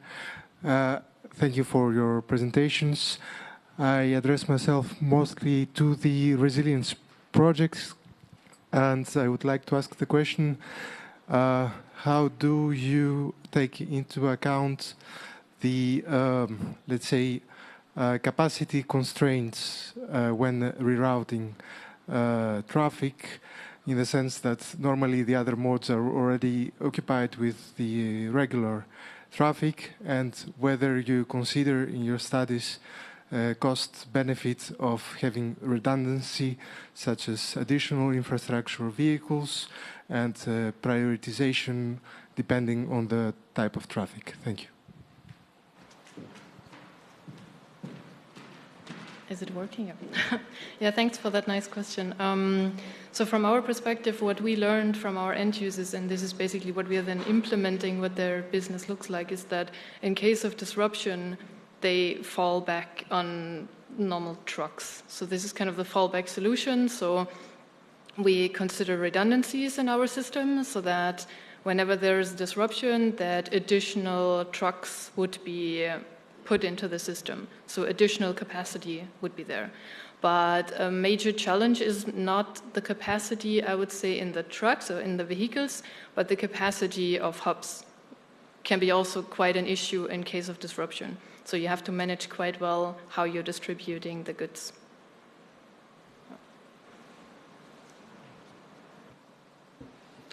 Yeah, so from our perspective within the multimodal approach as well, so the capacities on trucks is quite easy to enter into our model. But what we faced as challenges was capacities on rail, because you are looking at long time spans for booking capacities on rail, as trucks can be very flexibly loaded. And to be honest, we don't have a clear answer yet to that, because it takes a lot of data sharing. Because if we want to speak about a vision, capacities across different stakeholders should be visible. So I need to know from a terminal perspective how much capacity is on the terminal, that in case of a disruptive event, maybe I can also unload goods there and leave them for a while. So this is an option. Then, of course, I need to know the capacities loaded and booked on the trains and the possibilities to shift or add additional capacities. And then I would also need to know about, if I look now at the trucking, we'll also need to consider the human capacity as well, right? Resting and driving times. So this is all, I think, something that is very, very ambitious and quite complex. But we try to approach this within our simulation model.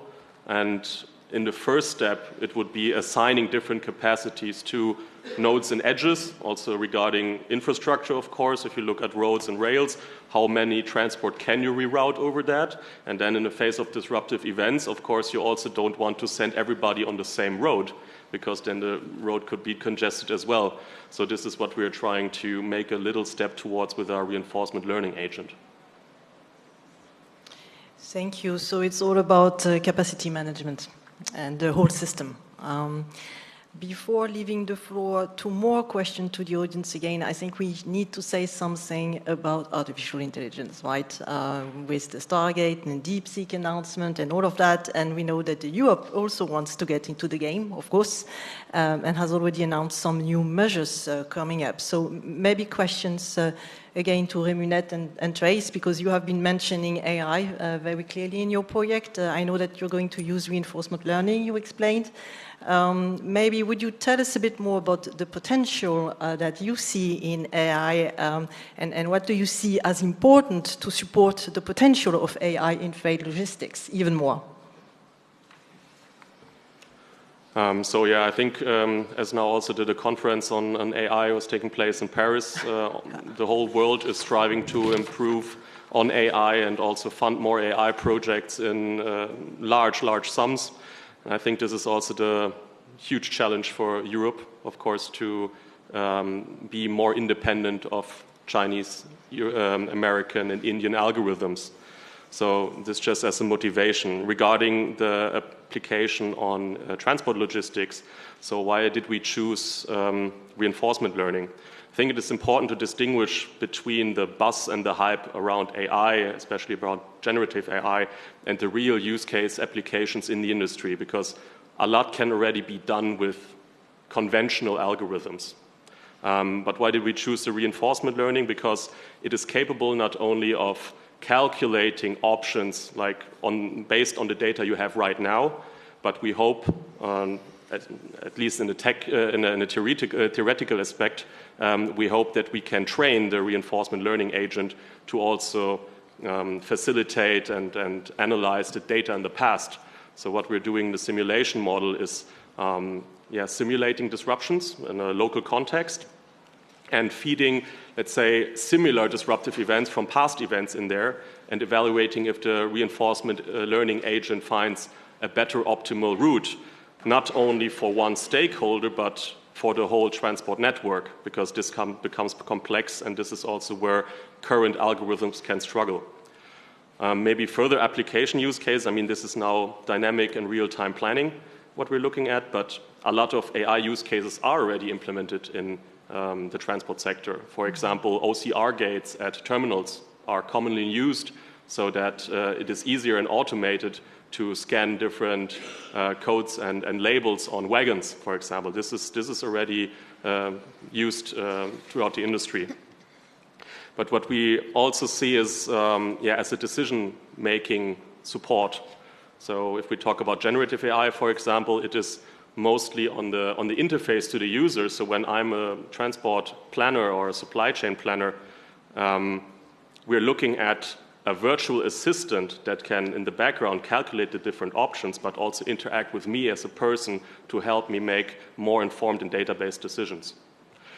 What we need, though, is common standards, common methodologies to create or collect data. I think this is very important because data quality is a very huge aspect. And then, of course, data availability is a huge aspect, especially if you're looking at a multi-actor ecosystem as the intermodal transport. And maybe on a regulation aspect, I think Europe is doing quite some steps in the right direction. For example, with the AI Act, prohibiting mal-use of AI. I think this is important to do. Nonetheless, it is very important to enable innovation. So we shouldn't over-regulate. We should leave the innovation with the companies that can develop those, so that we can stay competitive also with China, with the US, with India. I think that John said it all. Covered very extensively the issue, etc. Nothing more to add, just the fact that this is the use of AI will for sure facilitate decision making and in a very timely way, because time is of essence here. But also, and since we are in numerous aspects, we are also using digital twins right now. There has been a great boost in the use of machine learning for improving, establishing, and using digital twins. So this is one ingredient which is hidden behind the scene, but is greatly based on machine learning and AI. And another issue is that relates also to decision making is the fact that, okay, this explainable framework, which is very popular nowadays, it's also very important for the people that are dealing with operations. We're going against the, they need to take informed decisions. This is also a very important ingredient. You need to understand why the system suggests particular directions in dealing with an unforeseen situation or proposing something which makes sense emission-wise, cost-wise, etc. Thank you. And I think you have a comment as well. Yeah, I say something because this subject touched me directly. As a professor at university, I work in combinatorial optimization from almost 40 years. So this gives you an idea of my age. And in the last 5 years, I work in artificial intelligence and the application of artificial intelligence to solve practical problems. And we must be very, very clear because machine learning and artificial intelligence methods at the very end are probabilistic methods. So give you an answer that it is the right answer with a certain probability. If I give to the artificial intelligence a picture of a cat, a picture of a dog, and ask if it is a cat or a dog, then I have an answer that is correct with a certain probability, maybe 99.99, but in some cases I give a cat and he say, oh, there is a nice dog there. So if you translate this in practical operation, in logistic operation, in management of traffic, this is a very, very, very, very strong issue. When you have a constraint, when you must take decisions that have a practical impact, you must be very, very, very careful.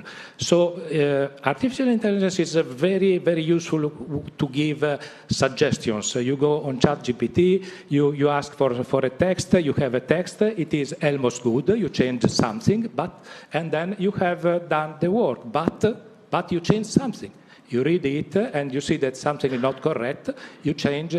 If you apply intelligence, artificial intelligence directly as a tool and you don't have a supervised phase by someone that can be human or can be other kind of algorithm, for sure you will have some information that is not the right one for your solution. So every time you have problems with many constraints, artificial intelligence can be used to give a general suggestion, but not to give the solution. So what I say is I'm not against artificial intelligence. I'm studying artificial intelligence. I publish in papers on artificial intelligence. But in logistics, we must be very careful. We must understand what are the cases, the domain in which we can apply, and what is necessary to put around this artificial intelligence tool to obtain the practical result that is needed in this domain. I know there are calls in this topic. I will work on it. Thank you. That was very insightful indeed. Anybody would like to ask a question from the audience, please? The floor is yours.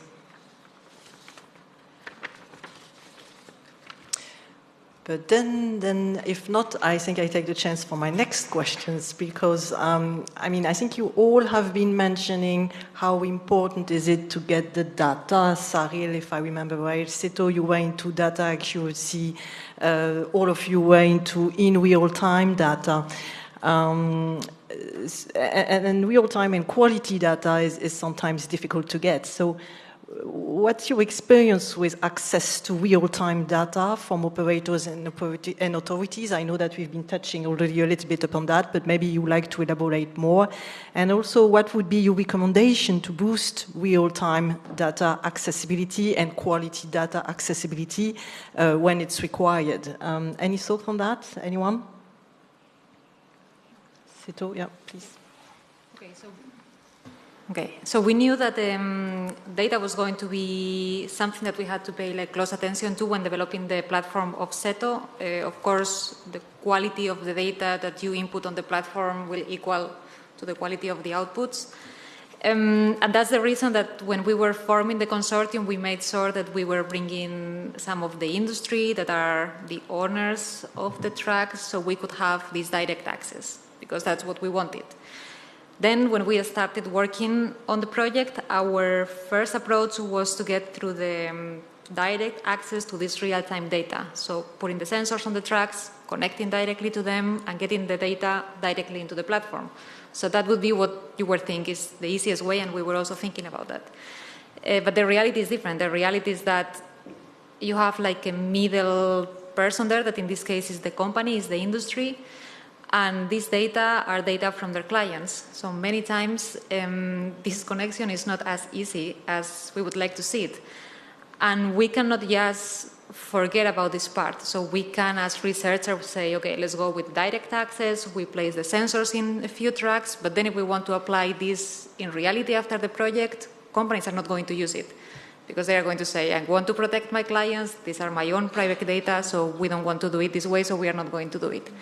So in the way that we try to solve this within SETO is we are getting the data in two ways. So one is the direct connection with a few tracks. And then we are also using some of the current software that companies like ZF already have. So we are getting data through an API. So in this way, companies can protect their own data, but also they can give us access to those data in a way that they feel comfortable with.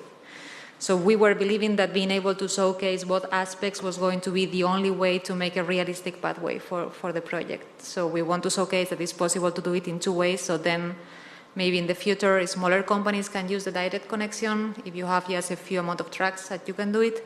But then also large companies can get to use this type of platforms in a way that they want to do it. So this was like something that we were facing on some of the first months of the project, and now it's kind of on progress in these two ways approach. Thank you. And then I guess that there's also, multiple sources of data,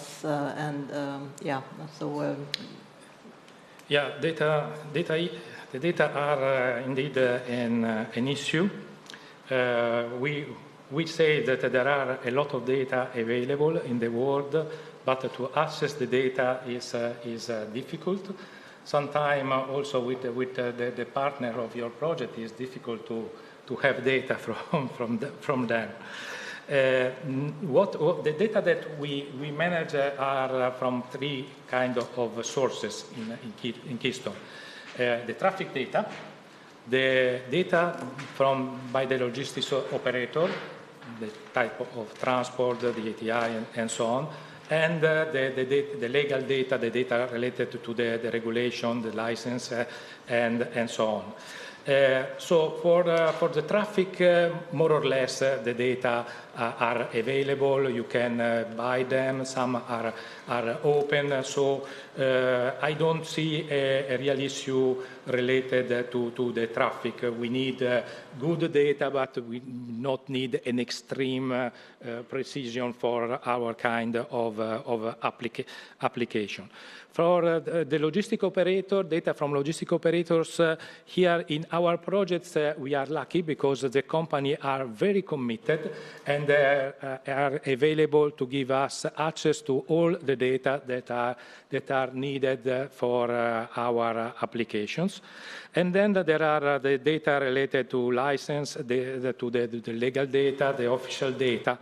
And here, what I can say is that we had a very interesting workshop in Novara with public authorities, the police, the prefect, and so on. They were very interested to our work, and the head of the police said that they are very much interested to know what we are doing, and they are very much interested to have our data. Then I asked her, can we have your data? And she said, no. Stop. Thank you. Yeah, I could add on this. So I fully agree to what was said so far about data availability. So the data is there, but individuals or some people are sitting on the data. We are also lucky with our project partners, so we are having end users being very openly and sharing their information, especially on network setups for the logistics processes and also the schedules and disruptions in the past. But something that is really missing from our perspective is the real-time disruption information. So when there is reduced capacity somewhere or a disruption happening, this is not easily available to everyone. With our disruption information interface, we want to do a very first step in this direction, but I think also building on detail there needs to happen much more, and also national initiatives, I think, have to follow. So who should own the data is something that needs to be clarified in the coming years. Yeah, I want to add to that. So 2 points I want to point out from the view of ReMuNet project. So one is a lot of stakeholders are reluctant to share real-time data because they don't want you to know the exact geoposition of the freight at that moment, which is completely understandable. And this is also something that we actually do not need, that logistics operators and also consignees actually don't need. They just need to know when is the time of arrival, or even more precise, when is the time of pickup. So what we are trying to work on is not to, let's say, okay, your delivery is somewhere on that road via a telematic system from an onboard truck or from a telematic system on the rail, but to improve on ETA accuracy. So I think then stakeholders are not that much more reluctant to share data, so this can work. But I also want to address the second point, and this is also something that our project has in common with SARIL from our perspective. So I want to tell you a small anecdote. So I was in a control room of a railway undertaking, daughter company of DB Cargo. And what was very interesting is they get a lot of disruption data. So they have a mailbox where maybe in every second there is disruption data, what is happening on the rail network, because they have a shared system with DB Infrago or DB Netze, so they can see exactly what is happening on the rail infrastructure. And I was asking, okay, can we somehow access this data? Because what he said, and that kind of made me a little bit furious, is this mailbox just keeps on piling up, and after 3 months they just dump everything. Right? So it would be really interesting just to take, for example, an AI and just analyze all the data, what is in there, because that could be really of valuable insights. And it goes so far, we were just picking out a wagon number or a train number, and we say, okay, let's see what's going on there. And he could go into an onboard system of DB Netze, and they could really see, okay, well, what is the cause of this disruption? And it goes so far, it was so detailed that you could say, okay, there is a woman in labor in a train, that's why it stopped. So I think the data is there, but they are reluctant to share it, and this is a huge pity, actually, because we could have done a lot with this data. Okay. Last point from the side of project of Trace as well. Well, we're also facing problems in getting the information from the logistic operators, etc., without, of course, without revealing company critical information or information which is whenever leaking to another entity is not compatible to regulations, etc.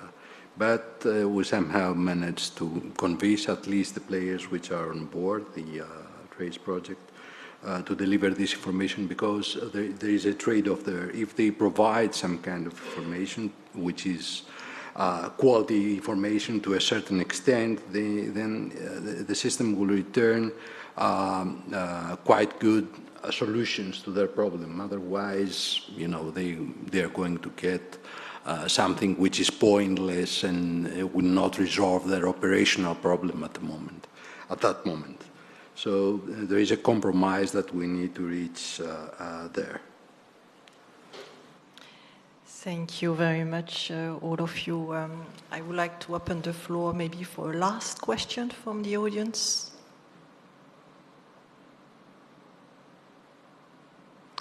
No? No last question, but then I think it's going to be time, Paola, to wrap it up a little bit. And here I think are my main conclusions, which are that these projects are really at the forefront of the physical internet. We heard data spaces, even artificial intelligence, and that we have this overarching goal of streamlining intermodal freight transport across Europe, of improving resilience, of boosting road safety, reducing energy consumptions, and all those societal goals that we are aspiring to. We've also learned that to accelerate innovation, the data exchange landscape must evolve even more. It should be purpose-driven data exchange with clear benefit and cost every time. We need to enhance cooperation, that came several times, between the data users and the data holders. We need to promote also standardization efforts, I heard, to enable this better interoperability. And we need to go for efficient data management with high quality and access to data. And then last but not least, not to talk about platforms, but to talk about a federation of data and initiatives like data spaces to federate and connect all those data spaces together. With this, I think that I will leave the last word to Paola. Well, thanks. I would like thank you for this very good summary. I will have 2 words to include. First of all, I was very, very happy to see that all the projects talked about involving end users, stakeholders, considering the needs of stakeholders. And I think this is fundamental for all the projects to have then a real chance to then have really an impact, use the results beyond the life of the project. So I was really, really pleased of this.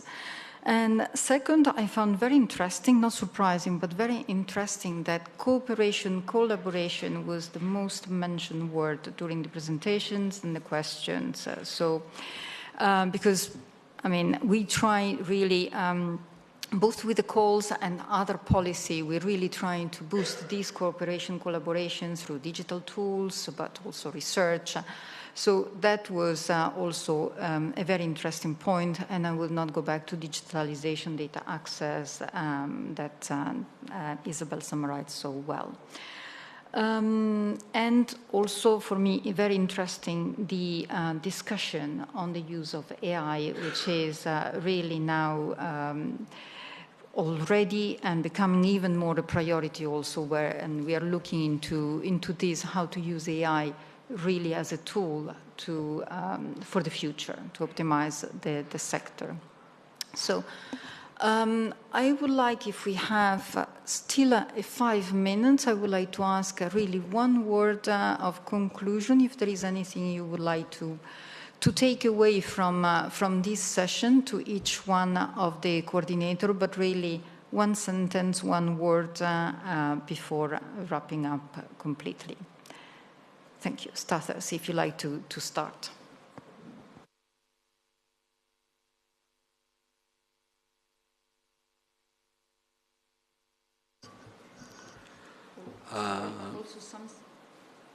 Also something you would like from us, from the Commission for the next work program.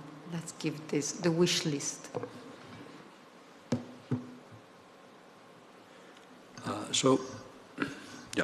I, at least from the side of Trace, I have seen very important projects sitting next to me and managing similar problems, to a certain extent, similar problems to the one that we are also aiming to address in Trace, like, for example, the management on unforeseen events, etc. And for sure, the collaboration between the projects, etc., is something that we would like to pursue, because I see that there are people on the table that have addressed quite efficiently and to a large extent these problems. They came up with solutions that are really addressing the problems, and I would like to leverage on their experience and on their know-how. So it's collaboration again between the different projects in order to be able to deliver something which is very useful for the people out there in the logistic domain, the people that are dealing with operations.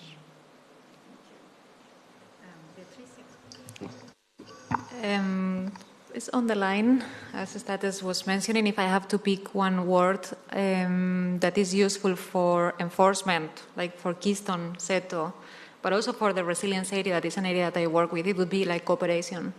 So in Europe, we have an advantage and a problem, that is we have different countries, different languages, sometimes different regulations. If we want to become like a European thing, where we can work together, we need better cooperation. we can advance a lot on the technological aspects, but without proper communication and facilitating the information between states, I mean, we are not going to find the right solution. So for me, cooperation would be key. And then another second word that I was thinking about that we have discussed a lot today is digitalization. So sometimes we think that we are in 2025 and everything is done on a digital format, and the reality is that it's not. A lot of paper-based information, a lot of actors within the system that they don't have access to these digital platforms. So digitalization would be the second word for me in this area that we are discussing. I remain on the collaboration, and I add something on in this aspect. We have said and we see that the collaboration is fundamental, the different stakeholders, the administration, and so on, so we need collaboration. But if we want to have collaboration, we must start from us. And now I speak to my colleagues and all the other researchers that are here involved in research and innovation action. So the collaboration, I think, must be one of our main objectives, and it starts with the dissemination, a very wide dissemination of our results, then putting our data on in some place where they are available. So make our data, the data of our projects, available in some easy way, structured way. Also the tool, possibly have open source tool and make these tools available to the other researchers. This is the basic for the collaboration. And then clearly do not reinvent the wheel. When you start with research, we start looking at what already exists, and if I find a good tool, I start from this tool and I try to improve. What we can ask as a collaboration to the EU is to help us to bring these ideas to the governments and to the authorities, because what we can do here is the research, we can do the pilot, we can provide the best practice, then the next step is to the government and to the EU. Okay. What I would like to share is some insight that I gained during the project work, that logistics actually challenged my understanding of resilience, like a system is degrading during a disruption and then bouncing back to its original state. This classical definition is something that might not work in logistics because, like, for example, the pandemic was something some coped with it super easily and even it was beneficial for them, and others were struggling. And I would really like to understand better what are the driving factors behind these aspects and what makes multimodal transport so special in that sense, at least from my perspective. And I would like to advertise our pathway workshops again. So please, if you're interested, please get in touch. So I don't want to talk too much on the things that have been said so far, but maybe an idea also based on that what Mauro said, because that is something I was also thinking about. What we have encountered during the project is, fortunately, we have a lot of partners that have been involved in several other logistics projects in the EU context. So that was quite nice to hear from them, okay, what has been developed in Federated, what has been developed in Phoenix, what is in Edict, and so on. So we have a lot of people that are in multiple projects, which makes it easier. But if we have a common database where everything is stored from all the projects and accessible, I would even go a step further and ask the Commission, maybe it could be interesting to make a large language model that helps as a knowledge management system within the research that we have done so far, which not only highlights what work has been done, what technologies have been developed so far, but also who to contact and so on. So, because it is important to mention, as Mauro also said, AI is like an echo chamber. It really depends on which data you feed it. But if we limit this data to really the research results in the past years, I think this could be very beneficial for all of us.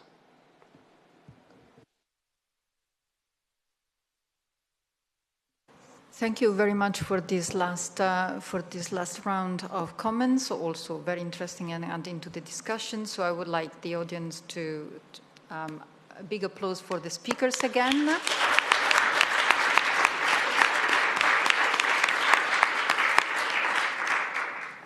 Stasis has to leave to catch the flight. I would like to thank you, Isabelle, for actually pushing us to prepare this session very well. So thank you very much for moderating the session. I would like to thank Xavier, I don't know if he's still in the room, and the colleagues. Thank you for organizing the conference and organizing this session. So thank you very much.